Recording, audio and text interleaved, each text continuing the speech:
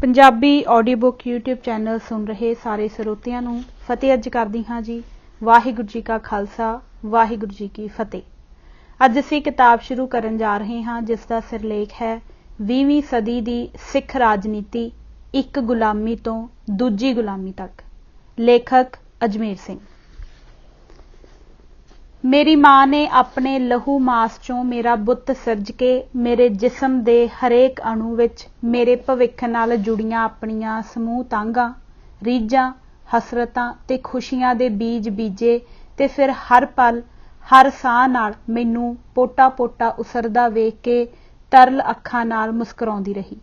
अपनी रूह अते जिसम दा भोरा भोरा बाल के मैनू रोशन करदी रही ते फिर एक दिन अपने कलेजे नाल घुट के मेरा मत्था चुम के सिर उत्ते प्यार दे के उसने मेरे अंदर बीजे अपने सुपनियां दे बीज नूं बिरख बनन लई तोड़ दिता तां कि मैं अपनी मां ते अपने परिवार दे सिर उत्ते संघनी ठंडी छां बन के उन्हां नूं कड़कदियां धुप्पां ते तत्तियां हवावां तों बचा सकन लई आसरा बन सकां। पर भोली मां नूं की पता सी कि पुत्तर नूं बहुत लम्मे सफर ते तोड़ के ओह दरवाजे नाल सिर जोड़ी उसदे वापस परत आउण दीआं वाटां निहारदी पूरी दी पूरी उमर गुजार लवेगी। पुत्त पूरन तां आप सिरजे हनेरे भौरे विच जा वड़िया सी जां आप सहेड़े बनवास ते निकल तुरिया सी। इस भौरे जां बनवास दी कैद 12 जां 14 सालां नूं 2 नाल गुणा करन तों भी वडेरी सी। माँ दे होठां दा चुम्मण उमर भर मेरे मत्थे नूं ठंडक बख्शदा रहा ते ओहदे होठां दी छो नाल मेरे मत्थे च बन गई जगदी अख चों मैनूं हमेशा दरवाजे च खड़ोती सुनसान अखां नाल मेरा राह वेखदी ते धुर अंदरों विछोड़े विच कल्पदी लुछदी तड़पदी मेरी माँ उमर भर मैनूं दसदी रही। माँ दे विलकदे पैगाम हवावां विच हौंके भरदे कुरलाउंदे मेरे तक पुजदे ते पुछदे रहे, मैं तां तैनूं ठंडियां छावां देण वाला बिरख बनन लई भेजिया सी, तैनूं तेरे राह विच इहो जिहा की दिस पिया कि तूं सानूं उमरां दे विछोड़े दी अग विच बलन लई सुੱਟ ਗਿਆ। ते मां इच्छरां डूंगा होका भर के पुੱਤ ਤੋਂ खाली जिंदगी दे दर्द विच भिज के आखदी, पूरन छड्ड ना गया स्वाद कोई। मां दे बलदे बोल मैनूं पिघला देंदे ते मन नूं करड़ा करके मेरा अपनी मां नूं आखण नूं चित करदा, मां मैनू तेरा बलदा दुख भी दसदा है पर की करां, मैनू तेरे अते अपने वडेरियां राही मेरे तक पुजी परंपरा चों प्राप्त नज़र सदका बलदी हुई पृथ्वी भी नज़र आ रही है। एक पासे तू मैनू वापस बुला रही है, दूजे पासे मेरे तेरे सब दे सांझे बजुर्ग मैनू पृथ्वी दा सेक घट करन लई अपने खून दे छिट्टे मारन लई होका दे रहे ने। उन्हां दा किहा मोड़ सकना तां शायद तैनू भी गवारा ना होवे, पर मैं कुछ ना कह सकदा। जानदा सां लुछदी ममता दा अजिहे ज्ञान ध्यान दीआं गल्लां कुछ नहीं सवार सकदियां। मां बलदी रही ते मैं अपनी सीमत समर्था मुताबक बलदी पृथ्वी दा सेक घटाउण लई लगा रहा। मेरे अते मेरे वर्गे अनेक होरनां दे निरंतर यत्नां दे बावजूद पृथ्वी तां अजे भी बल रही है, पर मां तां बलदी बलदी हुण सिवे विच मच के भी किन्ने सालां तों बुझ चुकी है। मैं उस बुझे सिवे दी राख छाती नाल घुट्टी बैठा हाँ। दूर किधरों शाह मुहम्मद बोलदा है, सदा नहीं जवानी ते ऐश मापे, सदा नहीं जे बाल वरेसमियां। लोक गीतां वाला फकीर हेक लाउंदा है, नहींओ लभणे लाल गवाचे मिट्टी ना फरोल जोगिया। ते मैं अपनी मां दा लाल गुआचे होए लाल नूं लभदा अपने आप नूं ढास देंदा हां। मां सिरजना दा सोमा होण करके ते दुखां नूं सह सकण वाले वडेरे जिगरे दी मालक होण सदका धरती ही तां है ते धरती नूं तां सारे पहिलां ही मां आखदे हन। मेरी मां ते धरती इकमिक हो गईयां हन ते मैनूं आशीर्वाद दे रहीआं हन, साडे वांग सिरजनात्मक कारज विच जुटिया रही तां ही साडा सच्चा पुੱਤਰ साबित होएगा। इस पुस्तक की सिरजना मां धरती ते धरती मां दा कर्ज चुकाउण दा एक छोटा जिहा यतन ही है। अजमेर सिंह। आरंभक शब्द। इन्हां लासानी कुर्बानियां दी कहानी किते अणकही ना रह जावे। ਹਰਿਮੰਦਰ ਸਾਹਿਬ ਤੇ ਅਕਾਲ ਤਖਤ ਸਾਹਿਬ ਉੱਤੇ ਭਾਰਤੀ ਫੌਜਾਂ ਦੇ ਹਮਲੇ ਸਮੇਂ ਇਹਨਾਂ ਸਿੰਘ ਸੂਰਮਿਆਂ ਵੱਲੋਂ ਦਿੱਤੀਆਂ ਸ਼ਹਾਦਤਾਂ ਸਾਡੀ ਕੌਮ ਦੇ ਗੌਰਵਸ਼ਾਲੀ ਇਤਿਹਾਸ ਦਾ ਸਿਖਰ ਨੇ। ਇਸ ਤੋਂ ਸਾਡੀਆਂ ਪੀੜ੍ਹੀਆਂ ਨੇ ਲਗਾਤਾਰ ਪ੍ਰੇਰਨਾ ਲੈਣੀ ਹੈ ਆਪਣੀ ਕੌਮ ਦੀ ਸ਼ਾਨ ਤੇ ਆਨ ਨੂੰ ਬਰਕਰਾਰ ਰੱਖਣ ਲਈ। ਨਰਿੰਦਰ ਸਿੰਘਾ, ਮੇਰਾ ਇਹ ਝੌਰਾ ਯਾਦ ਰੱਖੀ ਤੇ ਵਾਅਦਾ ਕਰ ਕਿ ਤੂੰ ਮੇਰੀ ਇਹ ਖਾਸ਼ ਪੂਰੀ ਕਰਨ ਲਈ ਯਤਨ ਕਰੇਗਾ। ਇਸ ਅੰਤਮ ਇੱਛਾ ਨੂੰ ਅੱਗੋਂ ਦੇ ਸ਼ਬਦ ਉਹਨਾਂ ਦੇ ਬੁੱਲਾਂ 'ਚ ਕੰਬਦੇ ਰਹੇ।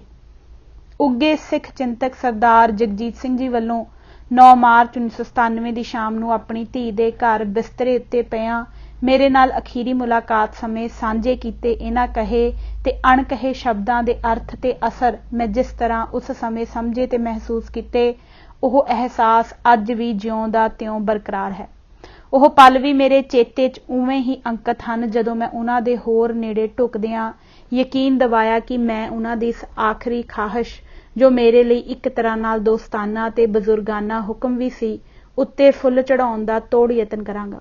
ਅੰਤਿਮ ਵਿਦਾਇਗੀ ਦੇ ਸਹਿਜ ਵੱਲ ਵੱਧਦਾ ਹੋਇਆ ਉਹਨਾਂ ਦਾ ਚਿਹਰਾ ਇੱਕ ਵਾਰ ਫਿਰ ਜਗਮਗਾਇਆ ਤੇ ਆਪਣੇ ਨਿਰਜੰਦ ਹੁੰਦੇ ਜਾ ਰਹੇ ਦੋਹਾਂ ਹੱਥਾਂ ਵਿੱਚ ਮੇਰੇ ਹੱਥਾਂ ਨੂੰ ਘੁੱਟਦਿਆਂ ਫਿਰ ਬੋਲੇ, ਮੇਰੀ ਇਹੋ ਇੱਕ ਚਿੰਤਾ ਸੀ ਜੋ ਤੁਸਾਂ ਦੂਰ ਕਰ ਦਿੱਤੀ।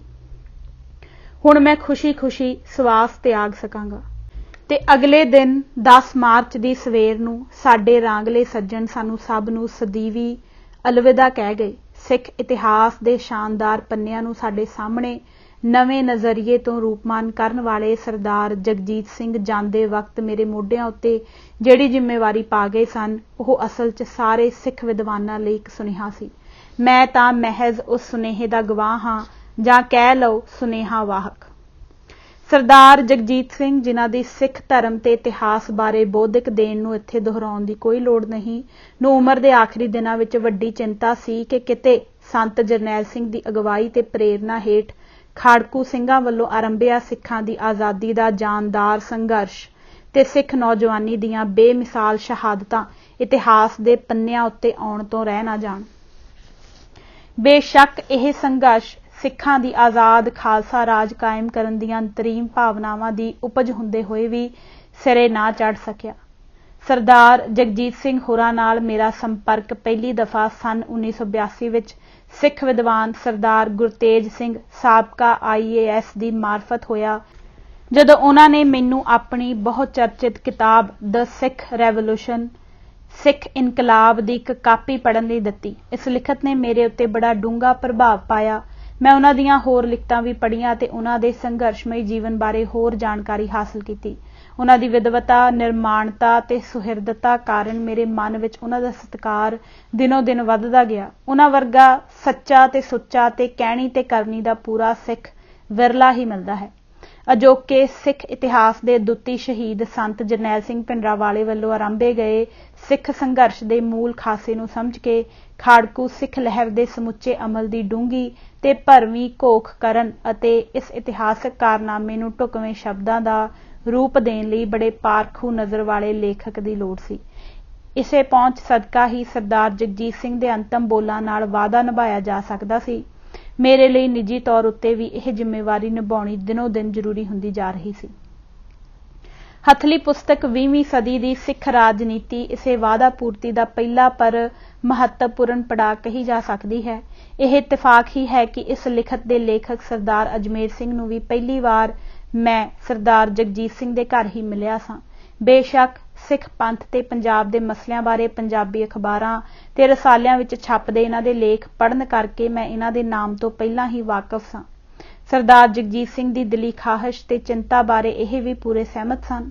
ਖਾੜਕੂ ਸਿੱਖ ਸੰਘਰਸ਼ ਨੂੰ ਕਲਮਬੱਧ ਕਰਨ ਲਈ ਭਾਵੇਂ ਸਰਦਾਰ ਅਜਮੇਰ ਸਿੰਘ ਪਹਿਲੋਂ ਹੀ ਤਕੜੀ ਬੌਧਿਕ ਰੁਚੀ ਰੱਖਦੇ ਸਨ, ਪਰ ਮੇਰੇ ਤੇ ਕਰਨਲ ਭਗਤ ਸਿੰਘ ਦੇ ਕਹਿਣ ਤੇ ਉਹਨਾਂ ਆਪਣੇ ਕੁਝ ਹੋਰਨਾਂ ਬੁੱਧੀਮਾਨ ਸਾਥੀਆਂ ਨਾਲ ਰਲ ਕੇ ਇਸ ਕੰਮ ਦਾ ਪੂਰਾ ਜ਼ਿੰਮਾ ਓੜ ਲਿਆ।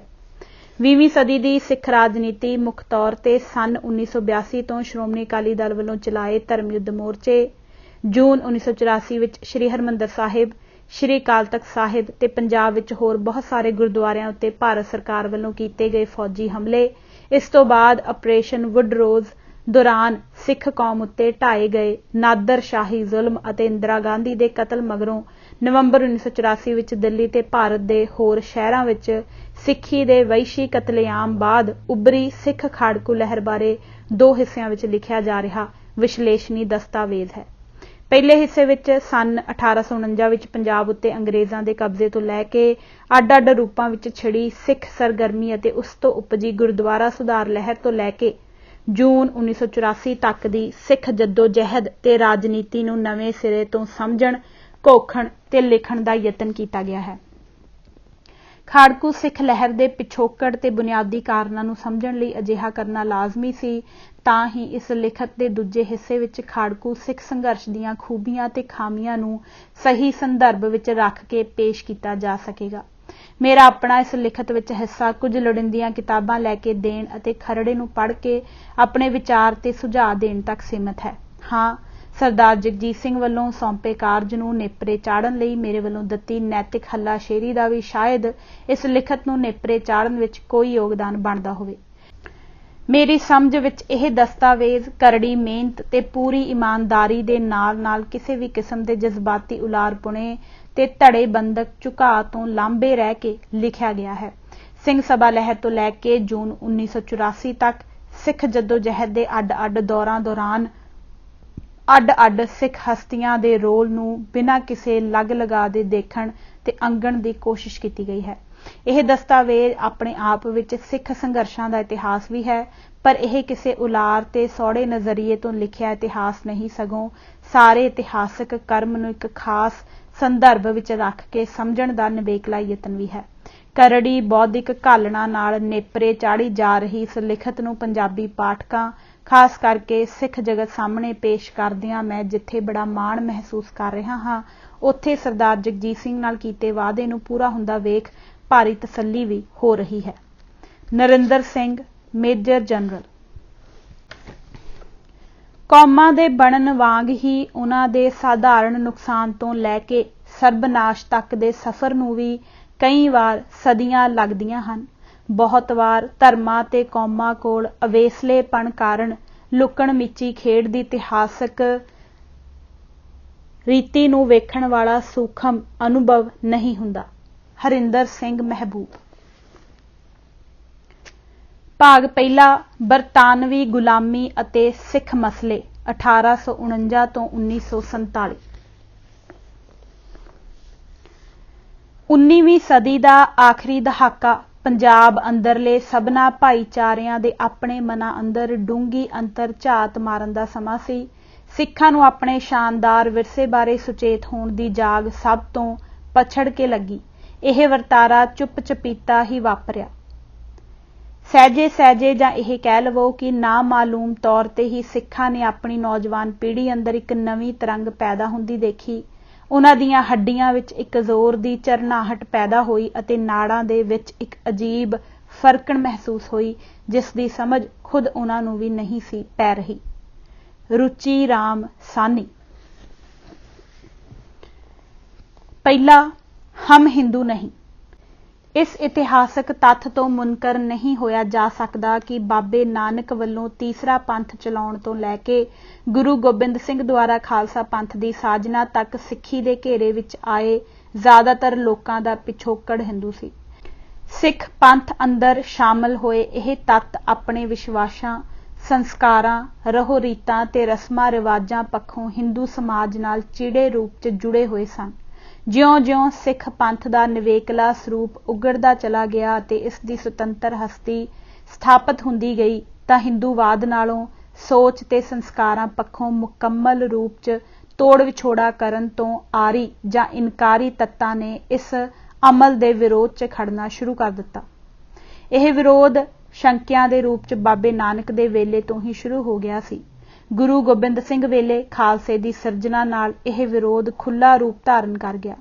ਪੁਰਾਤਨ ਸਿੱਖ ਇਤਿਹਾਸ ਤੇ ਪਰੰਪਰਾ ਸੰਬੰਧੀ ਪ੍ਰਸਿੱਧ ਲਿਖਤਾਂ ਕੋਇਰ ਸਿੰਘ ਦੁਆਰਾ ਰਚਿਤ ਗੁਰਬਿਲਾਸ ਪਾਤਸ਼ਾਹੀ 10ਵੀਂ ਅਤੇ ਸੈਨਾਪਤੀ ਕ੍ਰਿਤ ਸ਼੍ਰੀ ਗੁਰਸੋਭਾ ਆਦਿ ਚੋਂ ਇਹ ਕਬੂਲਣਯੋਗ ਪ੍ਰਮਾਣ ਮਿਲਦੇ ਹਨ ਕਿ ਸ਼੍ਰੀ ਗੁਰੂ ਗੋਬਿੰਦ ਸਿੰਘ ਵੱਲੋਂ ਖਾਲਸਾ ਪੰਥ ਦੀ ਸਾਜਨਾ ਮੌਕੇ ਸਿੱਖ ਪੰਥ ਅੰਦਰਲੇ ਕਾਫੀ ਤੱਤਾਂ ਨੇ ਆਪਣੇ ਹਿੰਦੂ ਸੰਸਕਾਰਾਂ ਸਦਕਾ ਖਾਲਸਾ ਪੰਥ ਵਿੱਚ ਸ਼ਾਮਲ ਹੋਣ ਤੋਂ ਖੁੱਲ੍ਹਮ ਖੁੱਲ੍ਹਾ ਇਨਕਾਰ ਕਰ ਦਿੱਤਾ ਸੀ। ਇਹ ਵਤੀਰਾ ਜ਼ਿਆਦਾਤਰ ਕਰਕੇ ਸਵਰਨ ਜਾਤੀਆਂ ਨਾਲ ਸੰਬੰਧਿਤ ਵਰਗਾਂ ਵੱਲੋਂ ਅਪਣਾਇਆ ਗਿਆ ਸੀ।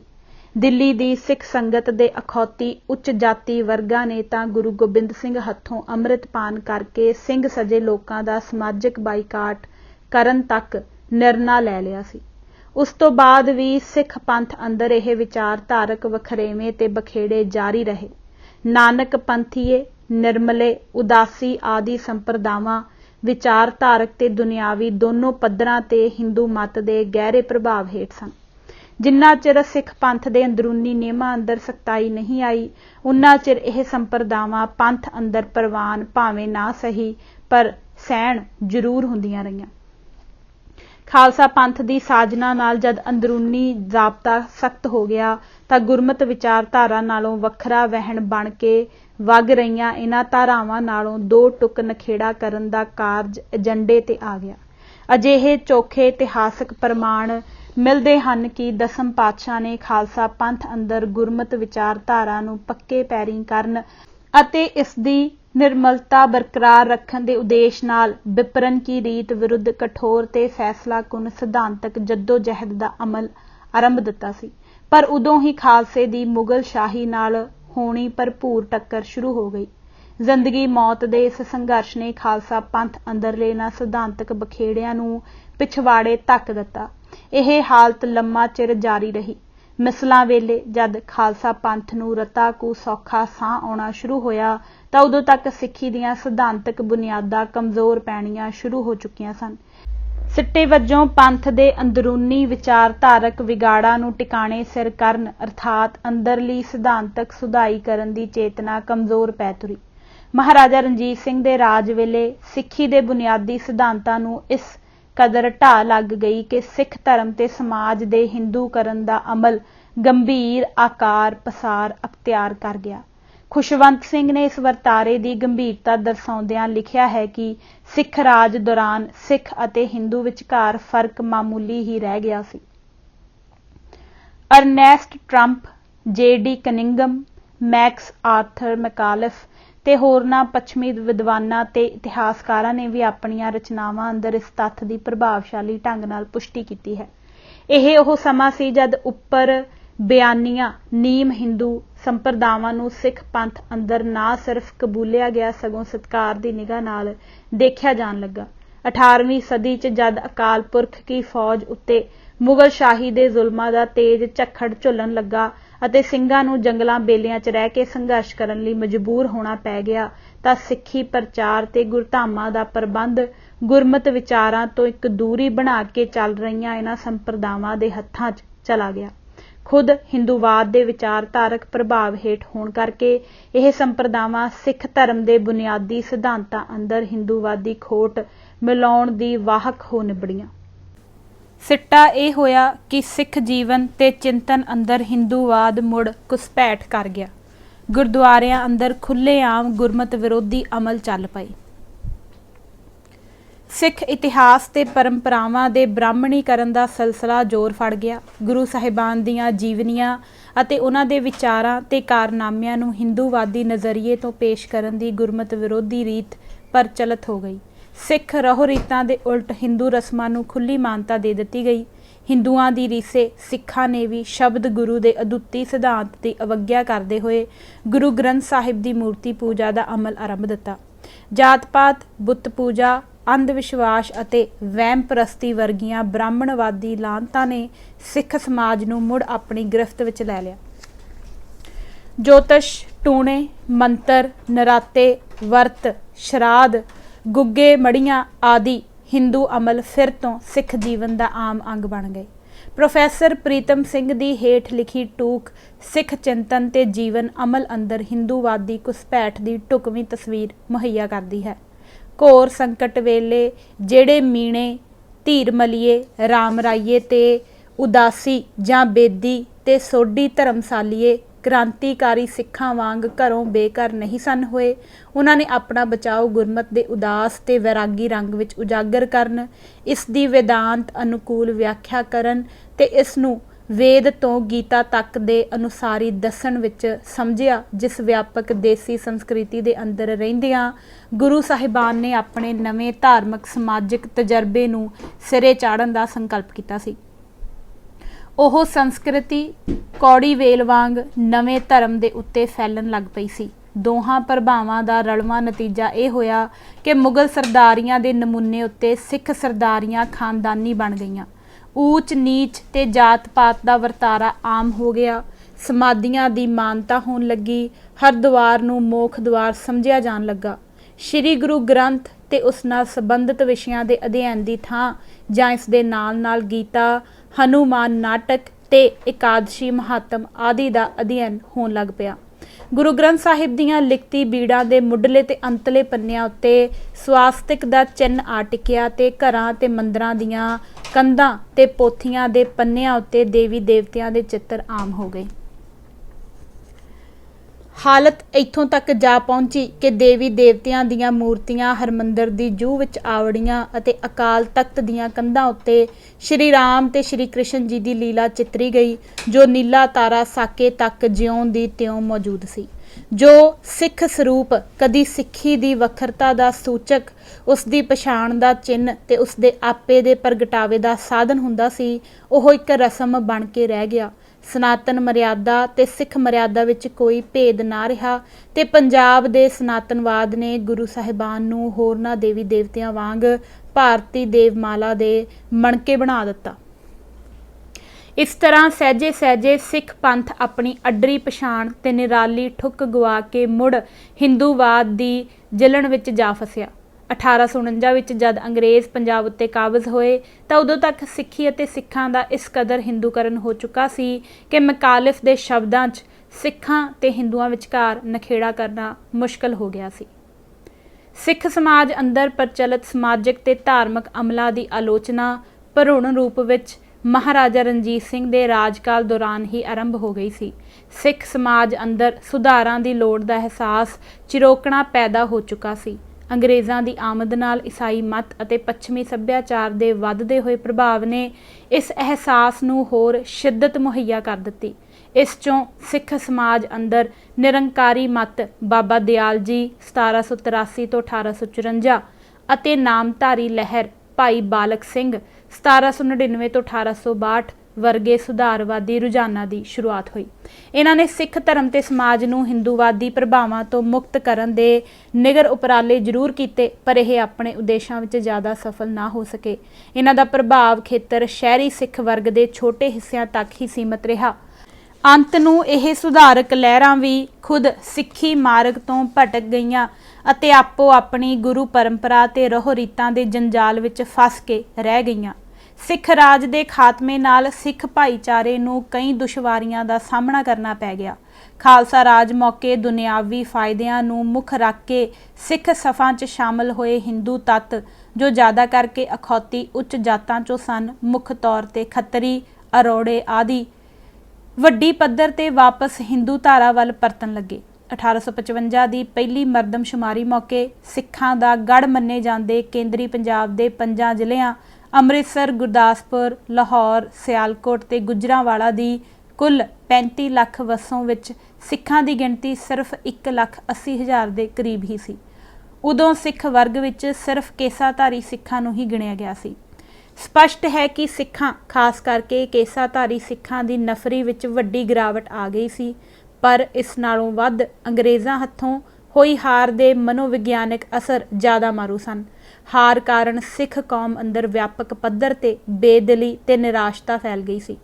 ਸਿੱਖ ਪੰਥ ਨੂੰ ਜੀਵਨ ਅੰਦਰ ਪਹਿਲੀ ਵਾਰ ਯਤੀਮਾਂ ਵਰਗੀ ਹਾਲਤ ਤੇ ਮਨੋ ਅਵਸਥਾ ਦਾ ਸਾਹਮਣਾ ਕਰਨਾ ਪਿਆ। ਆਗੂ ਰਹਿਤ ਹੋਈ ਕੌਮ ਨੂੰ ਇਸ ਸੰਕਟ ਵਿੱਚੋਂ ਬਾਹਰ ਕੱਢਣ ਵਾਲਾ ਨਾ ਕੋਈ ਰਹਿਬਰ ਦਿਖਦਾ ਸੀ ਅਤੇ ਨਾ ਕੋਈ ਰਾਹ ਤੇ ਦਿਸ਼ਾ ਨਜ਼ਰ ਆਉਂਦੀ ਸੀ। ਇੱਕ ਪਾਸੇ ਹਕੂਮਤੀ ਕਹਿਰ ਵਰਸ ਰਿਹਾ ਸੀ। ਬਰਤਾਨਵੀ ਰਾਜ ਦੇ ਪਹਿਲੇ ਵਰ੍ਹੇ ਦੌਰਾਨ ਕੋਈ 8000 ਸਿੱਖਾਂ ਨੂੰ ਬੰਦੀ ਬਣਾਇਆ ਗਿਆ ਅਤੇ ਦੂਜੇ ਪਾਸੇ ਸਿਧਾਂਤਕ ਗੰਦਲ ਚੌਂਦ ਤੇ ਦਿਸ਼ਾਹੀਣਤਾ ਦੀ ਗਹਿਰੀ ਧੁੰਦ ਪਸਰੀ ਹੋਈ ਸੀ। ਈਸਾਈ ਪ੍ਰਚਾਰਕ ਸਰਗਰਮੀਆਂ ਵਿੱਚ ਆਈ ਤੇਜ਼ੀ ਨੇ ਹਾਰ ਦੀ ਮਧੋਲੀ ਸਿੱਖ ਕੌਮ ਨੂੰ ਨਵਾਂ ਧੜਕੂ ਲਾ ਦਿੱਤਾ। ईसाई मत ग्रहण करने वाले सिखां की गिणती भावें ज़्यादा नहीं सी, पर सिख मन उत्ते इसका घाव बहुत गहरा लगा। कारण यह कि धर्म बदली करने वाले कोई साधारण सिख नहीं सन, सगों बहुत ही बारसूख ते खानदानी लोग सन। महाराजा दलीप सिंह अते कपूरथला राज घराणे दे कंवर हरनाम सिंह वल्लों ईसाई धर्म ग्रहण कर लैण दीआं इक्का दुक्का घटनावां ने सिख जगत नूं झंझोड़ के रख दिता। इस नाल सिੱਖੀ ਦੇ वकार ते परंपरा नूं जो गहरी ठोस पहुंची ਉਹ सिख मन ही जाणदा सी। अंग्रेज़ां नूं हुक्मरानां वजों सिख मानसिकता की डूंघी समझ सी। एंगलो सिख जंगां दे अमल चों उन्हां सिख कौम के जुझारू खासे नूं खूब चंगी तरह पछाण लिया होया सी। अपने बस्तियाना राज की मजबूती लई सिखां वर्गी जांबाज कौम की सद्भावना हमायत ते वफादारी जितनी निहायत जरूरी सी। बुद्धिमान ते शातर हुक्मरान होण दे नाते उन्हां इंज ही कीता। उन्हां सिख कौम नूं सहिंदा सहिंदा आदर सत्कार दे के उस प्रति अपने खासो खास सलूक का प्रगटावा कीता। सिख फौजां की बहादरी ते सूरमगति ने कुछ अंग्रेज़ फौजी अफसरां ते अधिकारियां नूं इस कदर कीलिया सी कि वह सिख कौम दे हितैषी हो गुजरे। इन्हां चों J.D. कनिंगम ते हैनरी लारेंस दे नाम खास तौर ते जिक्रयोग हन। पंजाब नूं बरतानवी राज विच शामिल कर लैण तो बाद जद जॉन लारेंस नूं पंजाब दा चीफ कमिश्नर नामजद किया गया तो उसने भी नरम पहुँच अपना के सिख पंथ दे वड्डे हिस्सिਆਂ ਦੀ हमायत ते वफादारी वसूल करन विच चौखी सफलता हासिल कर लई। 1857 ਦੇ गदर दौरान सिख भाईचारे ने पूरबिया ते मरहट्टियां दा साथ देण तो इस बिना ते इनकार कर दिता सी कि अजे 8-10 साल पहला यही पूरबीए एंगलो सिख जंगा अंदर सिखां दी दुश्मन धਿਰ नाल रल के उन्हां दे खिलाफ लड़े सन। इस तो इलावा अंग्रेज़ हाकमां दी पलोसवी नीति ने भी सिखां उत्ते अपना प्रभाव दिखाउणा शुरू कर दिता सी। 1857 दौरान सिखां दे वतीरे ने अंग्रेज़ां अंदर काफ़ी भरोसा पैदा कर दिता अते उन्हां ने सिखां लई तरजीही आधार ते फौजी भर्ती दे दर खोल दिते। नाल ही खेती पैदावार की लोड़ पूरी करन लई पंजाब अंदर नहरी संजाई के विकास प्रोजैक्टां नूं चेची महत्ता दी गई। सिट्टे वजों इन्हां दोनों खेत्रां विच सिखां दा योगदान अंग्रेज़ राज लई वरदान साबित होया। इस खासो खास सलूक का सिख कौम ते डाढा असर होया। सिखां नूं एक बहादुर ते जांबाज कौम वजों मिली मानता उन्हां लई ना सिर्फ आर्थिक पक्ष फौजी नौकरियां तो वरदान साबित हुई, सगों इस नाल उन्हां अंदर सन्मान की भावना भी बहाल हुई। हार तो बाद सिख कौम जिस कदर बेपत होई महसूस करती सी, उस दे मुकाबले हुण वो अपने आप नूं एक सत्कारी कौम वजों देखण लगी। उस अंदर सुरक्षा की भावना ते स्वै विश्वास पैदा होया। पर नाल ही अंग्रेज़ हाकमां दी इस पलोसवी छोह ने सिखां दे नियामतां भोगण वाले कुछ रईस वर्गां अंदर पिट्ठूपुणे की सोच ते प्रवृत्ति नूं भी बल बख्शिया। फौजी खेतर च कमाए माण ते वडियाई ने कुछ हिस्सिਆਂ अंदर मांगवी धाड़ मरसनरी स्पिरिट वाली बिरती पैदा कर दी। इन्हां ना पक्षी असरां नूं कबूलण दी एक वजह यह भी सी कि सिख सिद्धांतां नूं खोरा पैण दा जो अमल सिख राज दौरान जोर फड़ चुका सी, अंग्रेज़ राज दौरान वह ना सिर्फ जिउंदा त्यों जारी रहा, सगों उसने होर वध तेज़ी ते तकड़ाई फड़ लई सी। सिख विचारधारा की छाप मध्यम पै जाण की वजह करके सिख अमल नूं असलों ही वखरे दृष्टिकोण तो देखिया ते अंगिया जान लगा। इस करुचि ने बाद दे समुचे अरसे दौरान सिख कौम की राजसी सोच ते अमल उत्ते ना पक्षी प्रभाव पाउणा जारी रखिया। यह करुचि अज तक भी अपना असर दिखा रही है। अंग्रेज़ यह जानते सन कि सिख भाईचारे का कल्चरल कंपलैक्स अते इसका कौमी स्वैमाण सिक्खी नाल संबंधित है। यह सिक्खी का धार्मिक जज्बा ही है जो सिख भाईचारे अंदर खाड़कूपुणे ते सूरमताई दीआं भावनावां जगाउंदा अते उसनूं एक जांबाज कौम का खासा प्रदान करता है। सिख कौम की शक्ति उसकी इस धार्मिक चेतनता अर्थात इस जज्बे विच ही है। अंग्रेज़ां ने सिक्खी दे इस धार्मिक जज्बे नूं अपने उद्देशां लई इस्तेमाल करन दी युद्ध नीतिक विਉਂਤ तहत फौज विच भर्ती वास्ते सिखां दा केसाधारी होना अते धार्मिक रहत मर्यादा दे पाबंद होना जरूर कर दिता। इस नाल सहजे सहजे सिखां अंदर केसाधारी होण दा रुझान फिर जोर फड़न लगा। ਫੌਜ ਵਿੱਚ ਨੌਕਰੀ ਦੇ ਮੌਕੇ ਹਥਿਆਉਣ ਦੀ ਲਾਲਸਾ ਨਾਲ ਬਹੁਤ ਸਾਰੇ ਹਿੰਦੂ ਵੀ ਕੇਸਾਧਾਰੀ ਸਿੱਖ ਬਣਨ ਲੱਗ ਪਏ। ਪਹਿਲੀ ਸੰਸਾਰ ਜੰਗ ਦੌਰਾਨ ਭਾਰਤ ਅੰਦਰ ਇੱਕ ਅੰਗਰੇਜ਼ ਭਰਤੀ ਅਫਸਰ ਨੇ ਆਪਣੀ ਇੱਕ ਰਿਪੋਰਟ 'ਚ ਦੱਸਿਆ ਕਿ ਇਹ ਅਕਸਰ ਰੋਜ਼ ਦੀ ਗੱਲ ਬਣ ਗਈ ਸੀ ਕਿ ਕੋਈ ਰਾਮਚੰਦ ਸਾਡੇ ਦਫ਼ਤਰ 'ਚ ਦਾਖਲ ਹੁੰਦਾ ਸੀ ਤੇ ਰਾਮ ਸਿੰਘ ਸਿੱਖ ਰੰਗਰੂਟ ਬਣ ਕੇ ਬਾਹਰ ਨਿਕਲਦਾ ਸੀ।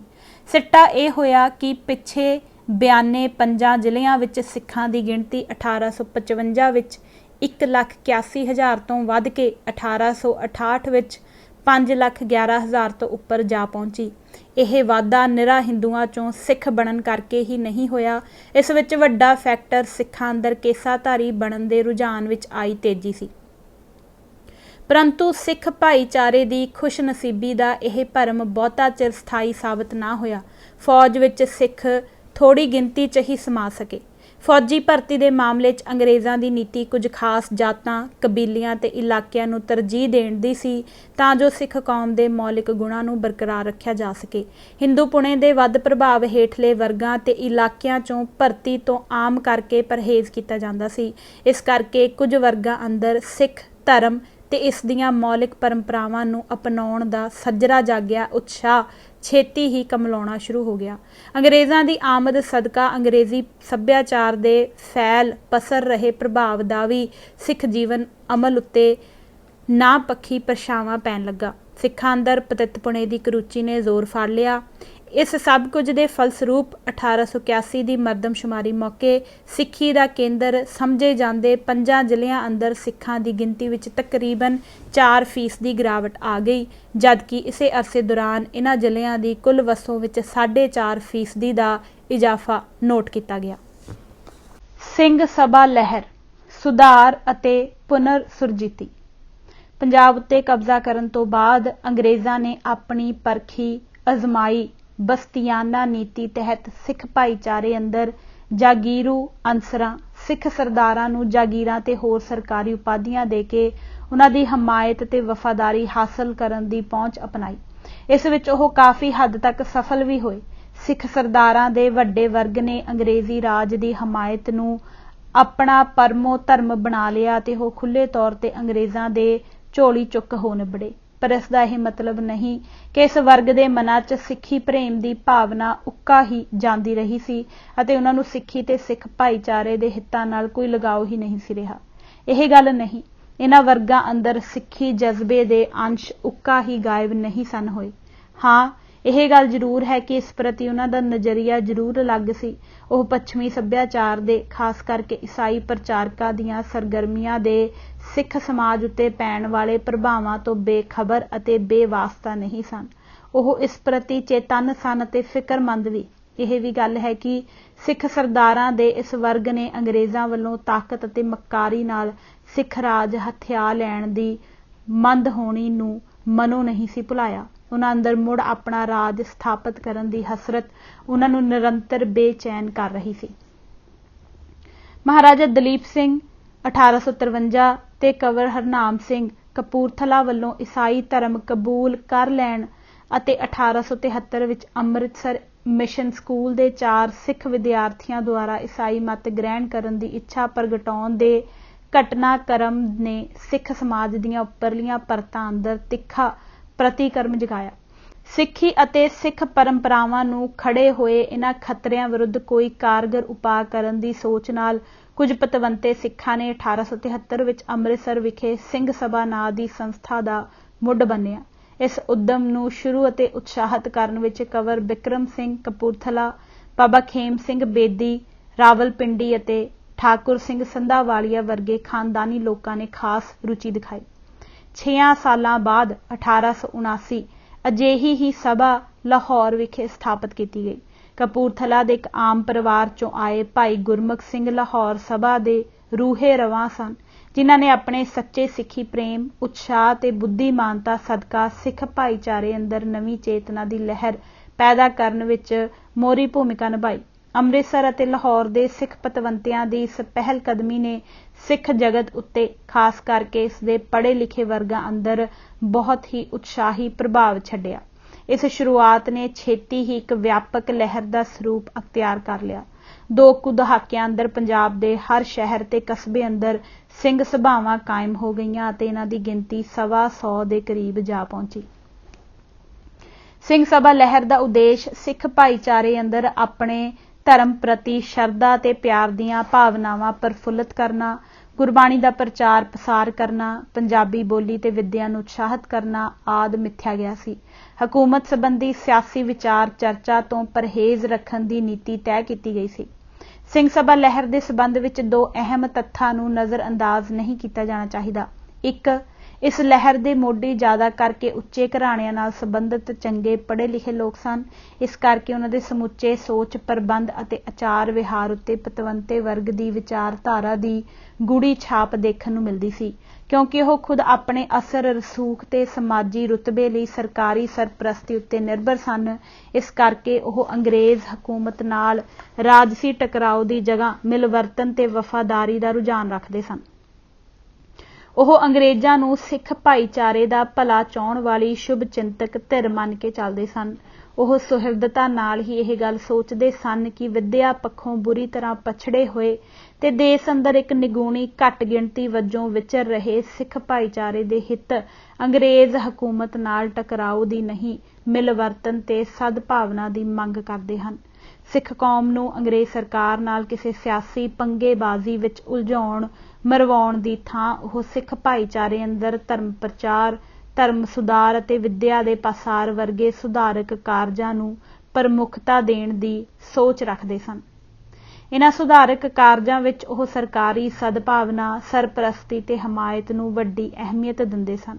ਉਹ ਮੰਗਾਂ ਦੀ ਪੇਸ਼ਕਾਰੀ ਤੇ ਪੂਰਤੀ ਲਈ ਅੰਦੋਲਨ ਦੀ ਬਜਾਏ ਪਟੀਸ਼ਨਾਂ ਤੇ ਯਾਦ ਪੱਤਰ ਦੇ ਢੰਗ ਤਰੀਕੇ ਨੂੰ ਵੱਧ ਬਿਹਤਰ ਸਮਝਦੇ ਸਨ। ਦੂਜੀ ਗੱਲ, ਸਿੰਘ ਸਭਾ ਲਹਿਰ ਦੇ ਮੋਢੀਆਂ ਅੰਦਰ ਨਜ਼ਰੀਏ ਦੀ ਇਸ ਆਮ ਜਿਹੀ ਸਾਂਝ ਦੇ ਬਾਵਜੂਦ ਉਹਨਾਂ ਦੀ ਦਰਪੇਸ਼ ਮਸਲਿਆਂ ਤੇ ਕਾਰਜਾਂ ਪ੍ਰਤੀ ਸਮਝ ਤੇ ਪਹੁੰਚ ਇੱਕ ਰੂਪ ਨਹੀਂ ਸੀ। ਇਸ ਵਿੱਚ ਕਾਫੀ ਵਖਰੇਵੇ ਤੇ ਵੰਨ ਸੁਵੰਨਤਾ ਸੀ। ਹਰ ਸਭਾ ਦੀ ਸਰਗਰਮੀ ਦਾ ਕੇਂਦਰ ਬਿੰਦੂ ਇਸ ਦੇ ਸੰਚਾਲਕਾਂ ਦੇ ਸਮਾਜੀ ਰੁਤਬੇ, ਪਿਛੋਕੜ ਤੇ ਵਿਚਾਰਧਾਰਾ ਅਨੁਸਾਰ ਅਲੱਗ-ਅਲੱਗ ਸੀ। ਖਾਸ ਕਰਕੇ ਲਾਹੌਰ ਤੇ ਅੰਮ੍ਰਿਤਸਰ ਦੀਆਂ ਸਿੰਘ ਸਭਾਵਾਂ ਵਿਚਕਾਰ ਸਿਧਾਂਤਕ ਪਾੜਾ ਕਾਫੀ ਗਹਿਰਾ ਸੀ। ਜਿੱਥੇ ਅੰਮ੍ਰਿਤਸਰ ਦੀ ਸਿੰਘ ਸਭਾ ਇਸ ਦੇ ਸੰਚਾਲਕਾਂ ਦੇ ਵਿਚਾਰਧਾਰਕ ਪ੍ਰਭਾਵ ਹੇਠ ਧਰਮ ਸੁਧਾਰ ਦੇ ਮਾਮਲੇ 'ਚ ਰੂੜੀਵਾਦੀ ਪਹੁੰਚ ਅਪਣਾ ਕੇ ਚੱਲ ਰਹੀ ਸੀ, ਉੱਥੇ ਲਾਹੌਰ ਦੀ ਸਿੰਘ ਸਭਾ ਇਸ ਮਾਮਲੇ 'ਚ ਵਧੇਰੇ ਰੈਡੀਕਲ ਤਿੱਖੇ ਸੁਧਾਰਾਂ ਦੀ ਹਾਮੀ ਸੀ। ਪਰ ਨਾਲ ਹੀ ਇਸ ਹਕੀਕਤ ਦਾ ਦੂਜਾ ਉਲਟਵਾਂ ਪੱਖ ਇਹ ਸੀ ਕਿ ਜਿੱਥੇ ਅੰਮ੍ਰਿਤਸਰ ਦੀ ਸਿੰਘ ਸਭਾ ਦੇ ਮੋਹਰੀਆਂ ਨੇ ਖਾਲਸਾ ਪੰਥ ਦੀ ਖੁੱਸੀ ਹੋਈ ਸ਼ਾਨ ਅਤੇ ਇਸ ਦੇ ਅਧੀਨ ਰੁਤਬੇ ਨੂੰ ਪੂਰੇ ਮਨੋਂ ਪ੍ਰਵਾਨ ਨਹੀਂ ਸੀ ਕੀਤਾ, ਉੱਥੇ ਲਾਹੌਰ ਦੀ ਸਿੰਘ ਸਭਾ ਦੇ ਮੋਢੀ ਅਜਿਹੀ ਮਾਨਸਿਕ ਉਲਝਣ ਤੋਂ ਸੁਰਖਰੂ ਸਨ ਅਤੇ ਉਹਨਾਂ ਨੂੰ ਅੰਗਰੇਜ਼ ਹੁਕਮਰਾਨਾਂ ਪ੍ਰਤੀ ਵਧਵੀਂ ਮਾਤਰਾ 'ਚ ਵਫਾਦਾਰੀ ਦਿਖਾਉਣ ਵਿੱਚ ਕੋਈ ਮਾਨਸਿਕ ਔਕੜ ਨਹੀਂ ਸੀ ਆਉਂਦੀ। ਇਸ ਵਿੱਚ ਉਹਨਾਂ ਨੂੰ ਕੋਈ ਬੁਰਾਈ ਵਾਲੀ ਗੱਲ ਵੀ ਨਹੀਂ ਸੀ ਲੱਗਦੀ। ਇਹਨਾਂ ਦੋਵਾਂ ਸਭਾਵਾਂ ਵਿਚਕਾਰ ਛੇਤੀ ਹੀ 1883 ਖੁੱਲ੍ਹਮ ਖੁੱਲ੍ਹੀ ਸਿਧਾਂਤਕ ਜੰਗ ਛਿੜ ਪਈ। ਲਾਹੌਰ ਸਿੰਘ ਸਭਾ ਨੇ ਸਿੱਖ ਸਮਾਜ ਅੰਦਰ ਪ੍ਰਚਲਿਤ ਹਿੰਦੂਵਾਦੀ ਅਮਲਾਂ ਵਿਰੁੱਧ ਸਿਧਾਂਤਕ ਜਹਾਦ ਵਿੱਢ ਦਿੱਤਾ। ਉਹਨਾਂ ਜਾਤ ਪ੍ਰਸਤੀ, ਬੁੱਤ ਪੂਜਾ, ਅੰਧ ਵਿਸ਼ਵਾਸ ਤੇ ਵਹਿਮ ਪ੍ਰਸਤੀ ਵਰਗੀਆਂ ਬ੍ਰਾਹਮਣਵਾਦੀ ਅਲਾਮਤਾਂ ਨੂੰ ਆਪਣੇ ਹਮਲੇ ਦਾ ਤਿੱਖਾ ਨਿਸ਼ਾਨਾ ਬਣਾਇਆ ਤੇ ਗੁਰੂ ਵੰਸ਼ ਦਾ ਵਧਵਾਂ ਮਾਣ ਤੇ ਦਿਖਾਵਾ ਕਰਨ ਵਾਲੇ ਅਨਸਰਾਂ ਦੀ ਕਰਾਰੀ ਨੁਕਤਾਚੀਨੀ ਕੀਤੀ। ਉਹਨਾਂ ਗੁਰਦੁਆਰਿਆਂ ਦੇ ਪ੍ਰਬੰਧਕਾਂ ਤੇ ਪੁਜਾਰੀਆਂ ਨੂੰ ਅਜਿਹੇ ਸਿਧਾਂਤਕ ਰਗੜੇ ਲਾਏ ਕਿ ਵਿਪਰ ਸੰਸਕਾਰ ਦੇ ਰਾਹ ਪਏ ਪੁਜਾਰੀ ਲਾਣੇ ਨੇ ਆਪਣੀਆਂ ਹਮਖਿਆਲ ਤਾਕਤਾਂ ਨਾਲ ਗੰਢ ਤੁੱਪ ਕਰਕੇ ਅਕਾਲ ਤਖਤ ਵੱਲੋਂ ਜਾਰੀ ਕੀਤੇ ਇੱਕ ਹੁਕਮਨਾਮੇ 18 ਮਾਰਚ 1887 ਰਾਹੀਂ ਭਾਈ ਗੁਰਮੁਖ ਸਿੰਘ ਨੂੰ ਪੰਥ ਚੋਂ ਛੇਕਣ ਦਾ ਐਲਾਨ ਕਰ ਦਿੱਤਾ। ਪਰ ਇਸ ਫਤਵੇ ਦੇ ਬਾਵਜੂਦ ਪ੍ਰੋਫੈਸਰ ਗੁਰਮੁਖ ਸਿੰਘ ਅਤੇ ਲਾਹੌਰ ਸਭਾ ਨੇ ਇਹਨਾਂ ਰੂੜੀਵਾਦੀ ਤੱਤਾਂ ਵਿਰੁੱਧ ਆਪਣੀ ਸਿਧਾਂਤਕ ਜੰਗ ਜਾਰੀ ਰੱਖੀ। ਆਰੀਆ ਸਮਾਜ, ਸੰਵਾਦ ਤੇ ਫਸਾਦ। ਈਸਾਈ ਧਰਮ ਅਤੇ ਪੱਛਮੀ ਸੱਭਿਆਚਾਰ ਦੇ ਵੱਧ ਰਹੇ ਪ੍ਰਭਾਵ ਦੇ ਸਨਮੁਖ ਹਿੰਦੂ ਸਮਾਜ ਅੰਦਰ ਵੀ ਤੌਖਲੇ ਤੇ ਸੰਸ਼ੇ ਉਤਪੰਨ ਹੋਏ ਅਤੇ ਇਸ ਦੇ ਬੌਧਿਕ ਵਰਗ ਅੰਦਰ ਸਵੈ ਸੁਰੱਖਿਆ ਦਾ ਤਿੱਖਾ ਅਹਿਸਾਸ ਜਾਗਿਆ। ਭਾਰਤ ਅੰਦਰ ਅੰਗਰੇਜ਼ਾਂ ਵੱਲੋਂ ਲਾਗੂ ਕੀਤੀ ਆਧੁਨਿਕ ਵਿੱਦਿਆ ਪ੍ਰਣਾਲੀ ਦਾ ਸਭ ਤੋਂ ਵੱਧ ਲਾਭ ਹਿੰਦੂ ਵਰਗ ਨੇ ਉਠਾਇਆ। ਇਸ ਵਜ੍ਹਾ ਕਰਕੇ ਇਹ ਵਰਗ ਭਾਰਤ ਅੰਦਰ ਨਵੀਂ ਚੇਤਨਾ ਦਾ ਮੋਹਰੀ ਬਣਿਆ। ਜਿਉਂ-ਜਿਉਂ ਇਸ ਦਾ ਬਾਹਰੀ ਪੱਛਮੀ ਸੰਸਾਰ ਨਾਲ ਵਾਹ ਵਾਸਤਾ ਵੱਧਦਾ ਗਿਆ, ਤਿਉਂ-ਤਿਉਂ ਇਸ ਦੇ ਪ੍ਰਬੁੱਧ ਹਿੱਸਿਆਂ ਅੰਦਰ ਹਿੰਦੂ ਸਮਾਜ ਦੀਆਂ ਖਾਮੀਆਂ ਤੇ ਕੁਰੀਤੀਆਂ ਪ੍ਰਤੀ ਜਾਗਰੂਕਤਾ ਪੈਦਾ ਹੁੰਦੀ ਗਈ। ਉਹਨਾਂ ਨੂੰ ਆਪਣੀਆਂ ਕੁਝ ਰਵਾਇਤਾਂ ਪਿਛਾਂਹ ਖਿੱਚੂ ਅਤੇ ਸਮੇਂ ਦੀ ਧਾਰਾ ਮੂਹਰੇ ਕਮਜ਼ੋਰ ਦਿਖਣ ਲੱਗੀਆਂ। ਇਸ ਨਾਲ ਹਿੰਦੂ ਸਮਾਜ ਦੇ ਪੜ੍ਹੇ ਲਿਖੇ ਹਿੱਸਿਆਂ ਅੰਦਰ ਧਾਰਮਿਕ ਤੇ ਸਮਾਜਿਕ ਸੁਧਾਰਾਂ ਦੀ ਲੋੜ ਦਾ ਤਿੱਖਾ ਅਹਿਸਾਸ ਜਾਗਿਆ। ਬੰਗਾਲ ਇਸ ਨਵੀਂ ਚੇਤਨਾ ਦਾ ਕੇਂਦਰ ਬਣਿਆ। ਹੌਲੀ-ਹੌਲੀ ਇਹ ਰੁਝਾਨ ਹੋਰਨਾਂ ਖੇਤਰਾਂ ਅੰਦਰ ਵੀ ਪ੍ਰਵੇਸ਼ ਕਰ ਗਿਆ। ਆਰੀਆ ਸਮਾਜ ਹਿੰਦੂ ਵਰਗ ਅੰਦਰ ਆਈ ਇਸ ਜਾਗਰਤੀ ਦੇ ਵਰਤਾਰੇ ਦੀ ਹੀ ਇੱਕ ਕੜੀ ਸੀ, ਜਿਸ ਦੀ ਨੀਂਹ ਸਰਸਵਤੀ ਦਇਆਨੰਦ ਗੁਜਰਾਤ ਨੇ 1875 ਈਸਵੀ ਵਿੱਚ ਰੱਖੀ ਸੀ। ਇਸ ਦਾ ਉਦੇਸ਼ ਹਿੰਦੂਵਾਦ ਨੂੰ ਮਾਂਝੇ ਸਵਾਰੇ ਰੂਪ 'ਚ ਮੁੜ ਸੁਰਜੀਤ ਕਰਨਾ ਸੀ। ਦਇਆਨੰਦ ਦਾ ਮਤ ਸੀ ਕਿ ਵੇਦ ਹੀ ਹਿੰਦੂ ਧਰਮ ਦਾ ਮੂਲ ਤੇ ਪ੍ਰਮਾਣਿਕ ਆਧਾਰ ਹਨ। ਉਸਨੇ ਵੇਦਾਂ ਤੋਂ ਬਾਅਦ ਰਚੇ ਗ੍ਰੰਥਾਂ ਨੂੰ ਹਿੰਦੂ ਧਰਮ ਅੰਦਰ ਪਤਨ ਲਿਆਉਣ ਲਈ ਜ਼ਿੰਮੇਵਾਰ ਠਹਿਰਾਇਆ ਅਤੇ ਇਹਨਾਂ ਨੂੰ ਝੂਠੀਆਂ ਪੋਥੀਆਂ ਕਹਿ ਕੇ ਰੱਦ ਕਰ ਦਿੱਤਾ। ਉਹ ਵੇਦਾਂ ਨੂੰ ਦੈਵੀ ਰਚਨਾ ਅਤੇ ਬੌਧਿਕ ਸੰਪੂਰਨਤਾ ਦਾ ਮੁਜੱਸਮਾ ਮੰਨਦਾ ਸੀ ਅਤੇ ਸੰਸਕ੍ਰਿਤ ਨੂੰ ਦੇਵ ਭਾਸ਼ਾ ਵਜੋਂ ਦੇਖਦਾ ਸੀ। ਸਰਸਵਤੀ ਦਇਆਨੰਦ, ਜਿਸ ਨੂੰ ਬਾਅਦ 'ਚ ਉਸਦੇ ਪੈਰੋਕਾਰ ਸਵਾਮੀ ਕਹਿਣ ਲੱਗ ਪਏ, ਦਾ ਇਹ ਨਜ਼ਰੀਆ ਉਸਨੂੰ ਸੁਭਾਵਕ ਹੀ ਗੈਰ ਹਿੰਦੂ ਧਰਮਾਂ, ਗੈਰ ਵੈਦਿਕ ਗ੍ਰੰਥਾਂ ਤੇ ਗੈਰ ਹਿੰਦੂ ਧਾਰਮਿਕ ਰਹਿਬਰਾਂ ਪ੍ਰਤੀ ਤਿਰਸਕਾਰ ਭਰੇ ਰਵੱਈਏ ਵੱਲ ਤੋਰਦਾ ਸੀ। ਇਹ ਨਜ਼ਰੀਆ ਹੀ ਬਾਅਦ 'ਚ ਜਾ ਕੇ ਪੰਜਾਬ ਅੰਦਰ ਸਿੱਖਾਂ ਤੇ ਹਿੰਦੂਆਂ ਵਿਚਕਾਰ ਨਫ਼ਰਤ ਤੇ ਦੁਸ਼ਮਣੀ ਦੀਆਂ ਲਕੀਰਾਂ ਵਾਹੁਣ ਦਾ ਕਾਰਨ ਬਣਿਆ। ਦਇਆਨੰਦ ਗੁਜਰਾਤ ਤੋਂ ਨਿਰਾਸ਼ ਹੋ ਕੇ ਅਪ੍ਰੈਲ 1877 ਵਿੱਚ ਪੰਜਾਬ ਆਇਆ। ਉਸਨੇ ਗੁਜਰਾਤ ਅੰਦਰ ਆਪਣੀ ਕੀਤੀ ਕਮਾਈ ਦਾ ਪੜਚੋਲਵਾਂ ਮੁਲਾਂਕਣ ਕੀਤਾ ਤੇ ਆਪਣੇ ਮਤ ਅੰਦਰ ਲੋੜੀਂਦੀ ਸੋਧ ਸੁਧਾਈ ਕਰਕੇ ਇਸ ਨੂੰ ਵਧੇਰੇ ਸਾਦਾ ਤੇ ਮਨ ਭਾਉਂਦਾ ਬਣਾਇਆ। ਪੰਜਾਬ ਅੰਦਰ ਉਸਦੇ ਮਤ ਨੂੰ ਆਸ ਨਾਲੋਂ ਵੱਧ ਕਬੂਲਵਾਂ ਹੁੰਗਾਰਾ ਮਿਲਿਆ। ਇਹ ਹੁੰਗਾਰਾ ਜ਼ਿਆਦਾ ਕਰਕੇ ਸ਼ਹਿਰੀ ਹਿੰਦੂ ਵਰਗ ਵੱਲੋਂ ਮਿਲਿਆ, ਜੋ ਆਪਣੀ ਨਿਵੇਕਲੀ ਸਥਿਤੀ ਤੇ ਚੇਤਨਾ ਸਦਕਾ ਕਿਸੇ ਅਜਿਹੀ ਨਵੀਂ ਤੇ ਆਧੁਨਿਕ ਧਾਰਮਿਕ ਵਿਚਾਰਧਾਰਾ ਤੇ ਪਰੰਪਰਾ ਦੀ ਤਲਾਸ਼ ਵਿੱਚ ਸੀ, ਜੋ ਆਧੁਨਿਕ ਜ਼ਮਾਨੇ ਅੰਦਰ ਵਧੇਰੇ ਮਾਣ ਸਤਿਕਾਰ ਤੇ ਪ੍ਰਵਾਨਗੀ ਹਾਸਲ ਕਰਨ ਦੇ ਸਮਰੱਥ ਹੋਵੇ। ਆਰੀਆ ਸਮਾਜੀ ਵਿਚਾਰਧਾਰਾ ਵਿੱਚ ਉਸਨੂੰ ਅਜਿਹੀ ਖੂਬੀ ਤੇ ਸਮਰੱਥਾ ਨਜ਼ਰ ਆਈ। ਇਸ ਨੇ ਉਸਨੂੰ ਇੱਕ ਅਜਿਹਾ ਪਲੇਟਫਾਰਮ ਮੁਹੱਈਆ ਕਰ ਦਿੱਤਾ, ਜਿੱਥੇ ਉਹ ਪੱਛਮ ਦੇ ਨਵੇਂ ਵਿਚਾਰਾਂ ਦੇ ਸਨਮੁਖ ਆਪਣੀ ਸਨਾਤਨੀ ਹਿੰਦੂ ਧਾਰਮਿਕ ਪਰੰਪਰਾ ਨੂੰ ਕਮਜ਼ੋਰ ਤੇ ਨਿਤਾਣੀ ਸਮਝਣ ਦੀ ਹੀਣ ਭਾਵਨਾ ਤੋਂ ਮੁਕਤ ਹੋ ਕੇ ਪੂਰੇ ਭਰੋਸੇ ਨਾਲ ਹਿੰਦੂ ਹੋਣ ਦਾ ਗੌਰਵ ਕਰ ਸਕਦਾ ਸੀ। ਕੁਝ ਅਜਿਹੇ ਹੀ ਕਾਰਨ ਸਨ ਜਿਨ੍ਹਾਂ ਕਰਕੇ ਪੰਜਾਬ ਦਾ ਸ਼ਹਿਰੀ ਹਿੰਦੂ ਪੂਰੇ ਜੋਸ਼ੋ ਖਰੋਸ਼ ਨਾਲ ਆਰੀਆ ਸਮਾਜੀ ਲਹਿਰ ਵੱਲ ਉਲਰ ਪਿਆ ਤੇ ਥੋੜੇ ਅਰਸੇ ਅੰਦਰ ਹੀ ਪੰਜਾਬ ਆਰੀਆ ਸਮਾਜੀ ਲਹਿਰ ਦਾ ਮੁੱਖ ਗੜ੍ਹ ਹੋ ਨਿਬੜਿਆ। ਆਰੀਆ ਸਮਾਜੀ ਵਿਚਾਰਧਾਰਾ ਨਾਲ ਜੁੜ ਕੇ ਪੰਜਾਬੀ ਹਿੰਦੂ ਵਰਗ ਆਪਣੇ ਆਪ ਨੂੰ ਹੋਰ ਵੀ ਉੱਤਮ ਸਮਝਣ ਲੱਗ ਪਿਆ। ਉਸ ਅੰਦਰ ਪਹਿਲਾਂ ਹੀ ਵਿਦਮਾਨ ਸਵੈ ਅਭਿਮਾਨੀ ਬਿਰਤੀ ਖਰਵੇਂ ਹੰਕਾਰ ਵਿੱਚ ਵਟ ਗਈ। ਉਸਨੇ ਗੈਰ ਵੈਦਿਕ ਧਰਮਾਂ ਤੇ ਪਰੰਪਰਾਵਾਂ, ਇੱਥੋਂ ਤੱਕ ਕਿ ਹਿੰਦੂ ਸਨਾਤਨੀ ਧਾਰਾ ਵਿਰੁੱਧ ਵੀ ਕਾਟਵੀਂ ਵਿਚਾਰਧਾਰਕ ਮੁਹਿੰਮ ਵਿੱਢ ਦਿੱਤੀ। 1883 ਵਿੱਚ ਦਇਆਨੰਦ ਦੀ ਮੌਤ ਤੋਂ ਬਾਅਦ ਆਰੀਆ ਸਮਾਜ ਦੀ ਵਾਗਡੋਰ ਪੰਜਾਬੀ ਹਿੰਦੂ ਲਾਣੇ ਦੇ ਹੱਥ ਆ ਗਈ। ਇਸ ਨਾਲ ਆਰੀਆ ਸਮਾਜੀ ਪ੍ਰਚਾਰ ਅਤੇ ਸਰਗਰਮੀਆਂ ਅੰਦਰ ਵਧੇਰੇ ਕੋਰੀ ਫਿਰਕੂ ਸੋਚ ਤੇ ਉਨਮਾਦ ਦਾ ਬੋਲਬਾਲਾ ਹੋ ਗਿਆ। ਇਸ ਘਟਨਾ ਵਿਕਾਸ ਨੇ ਪੰਜਾਬ ਦੇ ਸਮਾਜੀ, ਸੱਭਿਆਚਾਰਕ ਤੇ ਰਾਜਸੀ ਜੀਵਨ ਉੱਤੇ ਬਹੁਤ ਹੀ ਡੂੰਘੇ ਤੇ ਚਿਰ ਸਦੀਵੀ ਅਸਰ ਛੱਡ ਦਿੱਤੇ। ਪੰਜਾਬ ਦੀ ਰਵਾਇਤੀ ਜੀਵਨ ਧਾਰਾ ਅੰਦਰ ਵੱਡੀ ਖਲਬਲੀ ਪੈਦਾ ਕਰਨ ਵਾਲੇ ਇਸ ਵਰਤਾਰੇ ਦਾ ਸਹੀ ਥਾਂ ਪਾਉਣ ਲਈ ਪੰਜਾਬ ਦੇ ਹਿੰਦੂ ਵਰਗ ਦੀਆਂ ਕੁਝ ਵਿਸ਼ੇਸ਼ ਖਾਸੀਅਤਾਂ ਨੂੰ ਸਮਝਣਾ ਜ਼ਰੂਰੀ ਹੈ। ਪੰਜਾਬ ਨੂੰ ਅੰਗਰੇਜ਼ੀ ਰਾਜ ਵਿੱਚ ਸ਼ਾਮਲ ਕਰ ਲਏ ਜਾਣ ਤੋਂ ਬਾਅਦ ਨਵੇਂ ਪ੍ਰਬੰਧਕੀ ਢਾਂਚੇ ਤੇ ਸਮਾਜੀ ਸੱਭਿਆਚਾਰਕ ਵਾਤਾਵਰਨ ਅੰਦਰ ਪੰਜਾਬ ਦੇ ਸ਼ਹਿਰੀ ਹਿੰਦੂ ਵਰਗ ਦੇ ਰੁਤਬੇ ਤੇ ਪੋਜੀਸ਼ਨ ਅੰਦਰ ਵੱਡੀ ਤਬਦੀਲੀ ਆਈ। ਇਹ ਵਰਗ ਅੰਗਰੇਜ਼ੀ ਵਿੱਦਿਆ ਹਾਸਲ ਕਰਨ ਵਿੱਚ ਪੰਜਾਬ ਅੰਦਰ ਸਭ ਤੋਂ ਮੋਹਰੀ ਸੀ। ਇਸ ਨਾਲ ਇੱਕ ਤਾਂ ਉਸਨੂੰ ਸਰਕਾਰੀ ਨੌਕਰੀਆਂ ਤੇ ਹੋਰਨਾਂ ਬਾਵਕਾਰ ਕੀਤਿਆਂ, ਵਕਾਲਤ, ਡਾਕਟਰੀ, ਇੰਜੀਨੀਅਰਿੰਗ ਆਦਿ ਵਿੱਚ ਆਪਣੀ ਵਸੋਂ ਦੇ ਅਨੁਪਾਤ ਨਾਲੋਂ ਕਿਤੇ ਵਧਵਾਂ ਦਰਜਾ ਨਸੀਬ ਹੋ ਗਿਆ। ਦੂਜਾ, ਉਸਦਾ ਪੰਜਾਬੀ ਸਮਾਜ ਅੰਦਰ ਸਮਾਜੀ ਰੁਤਬਾ ਕਾਫੀ ਉੱਚਾ ਹੋ ਗਿਆ। ਉਹ ਆਪਣੇ ਆਪ ਨੂੰ ਨਵੇਂ ਸੰਸਾਰ ਦਾ ਆਗੂ ਸਮਝਣ ਲੱਗ ਪਿਆ ਤੇ ਹੋਰਨਾਂ ਅਨਪੜ੍ਹ ਜਾਂ ਘੱਟ ਪੜ੍ਹੇ ਵਰਗਾਂ ਨੂੰ ਜਾਹਲ ਤੇ ਗਵਾਰ ਪਰਖਣ ਲੱਗਾ, ਖਾਸ ਕਰਕੇ ਪੇਂਡੂਆਂ ਨੂੰ ਅਤੇ ਹੋਰ ਖਾਸ ਕਰਕੇ ਜੱਟਾਂ ਬੂਟਾਂ ਨੂੰ। ਅਸਲ ਵਿੱਚ ਇਹ ਵਪਾਰੀ ਕਾਰੋਬਾਰੀ ਵਰਗ ਵੱਧ ਪੜ੍ਹ ਲਿਖ ਕੇ ਆਪਣੇ ਆਪ ਨੂੰ ਹੋਰਨਾਂ ਨਾਲੋਂ ਉੱਤਮ ਨਸਲ ਦਾ ਜੀਵ ਤਸੱਵਰ ਕਰਨ ਲੱਗ ਪਿਆ। ਪੰਜਾਬ ਦਾ ਹਿੰਦੂ ਬਹੁਤਾ ਕਰਕੇ ਸ਼ਹਿਰੀ ਹੈ, ਸਵਰਨ ਜਾਤੀ ਹੈ, ਵਪਾਰੀ ਹੈ, ਪਿੰਡ ਵਿੱਚ ਹੀ ਹਟਵਾਣੀਆਂ ਹੈ। ਦੂਜੇ ਪਾਸੇ ਸਿੱਖ ਵਸੋਂ ਜ਼ਿਆਦਾ ਕਰਕੇ ਪੇਂਡੂ ਹੈ ਤੇ ਵੱਡਾ ਹਿੱਸਾ ਜੱਟ ਕਿਸਾਨ ਹੈ। ਹਿੰਦੂ ਵਪਾਰੀ ਵਰਗ ਆਪਣੇ ਆਪ ਨੂੰ ਵੱਧ ਪੜ੍ਹਿਆ ਲਿਖਿਆ ਤੇ ਵਧੇਰੇ ਲਾਇਕ ਸਮਝਣ ਦੀ ਧਾਰਨਾ ਦਾ ਸ਼ਿਕਾਰ ਹੋਣ ਕਰਕੇ ਪੰਜਾਬੀ ਸਮਾਜ ਅੰਦਰ ਆਪਣੀ ਸਰਦਾਰੀ ਸਥਾਪਿਤ ਕਰਨ ਅਤੇ ਮਨਵਾਉਣ ਦੀ ਆਕਾਂਖਿਆ ਰੱਖਦਾ ਹੈ। ਪਰ ਪੰਜਾਬ ਅੰਦਰ ਕੁਝ ਇਤਿਹਾਸਕ ਕਾਰਨਾਂ ਕਰਕੇ ਮੁੱਢ ਤੋਂ ਹੀ ਸ਼ਹਿਰੀ ਹਿੰਦੂ ਵਰਗ ਦੇ ਰਾਹ ਵਿੱਚ ਜੱਟ ਕਿਸਾਨ ਇੱਕ ਵੱਡੀ ਰੁਕਾਵਟ ਬਣਿਆ ਆ ਰਿਹਾ ਹੈ। ਇਤਿਹਾਸ ਅੰਦਰ ਪੰਜਾਬ ਦੇ ਜੱਟ ਕਿਸਾਨ ਨੇ ਹਿੰਦੂ ਵਪਾਰੀ ਵਰਗ ਦੀ ਉਹ ਤੜੀ ਤੇ ਈਨ ਨਹੀਂ ਮੰਨੀ ਜੋ ਹੋਰਨਾਂ ਥਾਵਾਂ ਦਾ ਕਿਸਾਨ ਮੰਨਦਾ ਆਇਆ ਹੈ। ਹਿੰਦੂ ਵਪਾਰੀ ਵਰਗ ਨੂੰ ਹਮੇਸ਼ਾ ਇਹ ਚਿੜ ਰਹੀ ਹੈ ਕਿ ਹੋਰਨਾਂ ਕੌਮੀਅਤਾਂ ਵਾਂਗ ਪੰਜਾਬ ਦਾ ਕਿਸਾਨ ਵੀ ਉਸਦੇ ਅੱਗੇ ਵਿਛਿਆ ਹੋਇਆ ਕਿਉਂ ਨਹੀਂ, ਸਿਆਸੀ, ਸਮਾਜਿਕ, ਵਿਚਾਰਧਾਰਕ ਤੇ ਮਾਨਸਿਕ ਤੌਰ ਤੇ ਉਸਦੀ ਝੋਲੀ ਕਿਉਂ ਨਹੀਂ ਪਿਆ ਹੋਇਆ। ਪੰਜਾਬ ਦਾ ਜੱਟ ਕਿਸਾਨ ਅਜਿਹੇ ਨਿਵੇਕਲੇ ਕਿਰਦਾਰ ਦਾ ਮਾਲਕ ਕਿਵੇਂ ਹੋ ਨਿਬੜਿਆ? ਇਹ ਸਵਾਲ ਬਹੁਤ ਅਹਿਮ ਹੈ। ਪ੍ਰਸਿੱਧ ਮਾਰਕਸਵਾਦੀ ਚਿੰਤਕ ਸਵਰਗਵਾਸੀ ਪ੍ਰੋਫੈਸਰ ਕਿਸ਼ਨ ਸਿੰਘ ਦੇ ਸ਼ਬਦਾਂ 'ਚ ਇਹ ਪੋਜੀਸ਼ਨ ਦੇ ਬਣਾਉਣ ਵਿੱਚ ਸਿੱਖ ਇਨਕਲਾਬ ਇਤਿਹਾਸ ਤੇ ਸਿੱਖ ਰੂਪ ਦਾ ਨੁਮਾਇਆ ਹਿੱਸਾ ਹੈ।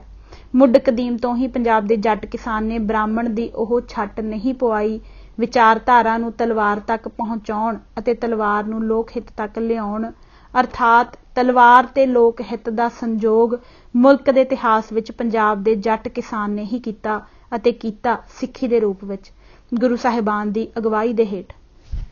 ਹੋਰਨਾਂ ਥਾਵਾਂ ਦੇ ਹਰ ਕਿਸਾਨ ਨਾਲੋਂ ਇਹ ਸਿਫਤੀ ਤੌਰ ਤੇ ਉਚੇਰਾ ਕਾਰਜ ਸੀ ਅਤੇ ਇਹ ਇਤਿਹਾਸਕ ਅਨੁਭਵ ਇਸ ਦਾ ਨਿਵੇਕਲਾ ਅਨੁਭਵ ਹੈ। ਪੰਜਾਬ ਦਾ ਜੱਟ ਕਿਸਾਨ ਆਪਣੇ ਇਸ ਇਤਿਹਾਸਕ ਅਨੁਭਵ ਦਾ ਪੜ੍ਹਾਇਆ ਮਾਰ ਕੇ ਮਾਰਦਾ ਆਇਆ ਹੈ। ਸੋ ਇਹ ਸਿੱਖ ਵਿਚਾਰਧਾਰਾ ਤੇ ਸਿੱਖੀ ਦਾ ਜਜ਼ਬਾ ਹੀ ਹੈ ਜੋ ਪੰਜਾਬ ਦੇ ਜੱਟ ਕਿਸਾਨ ਨੂੰ ਸਮਾਜੀ ਰੁਤਬੇ ਤੇ ਰੋਲ ਪੱਖੋਂ ਹੋਰਨਾਂ ਥਾਵਾਂ ਦੇ ਕਿਸਾਨਾਂ ਨਾਲੋਂ ਅਹਿਮ ਰੂਪ ਵਿੱਚ ਵੱਖਰੇ ਆਉਂਦਾ ਹੈ।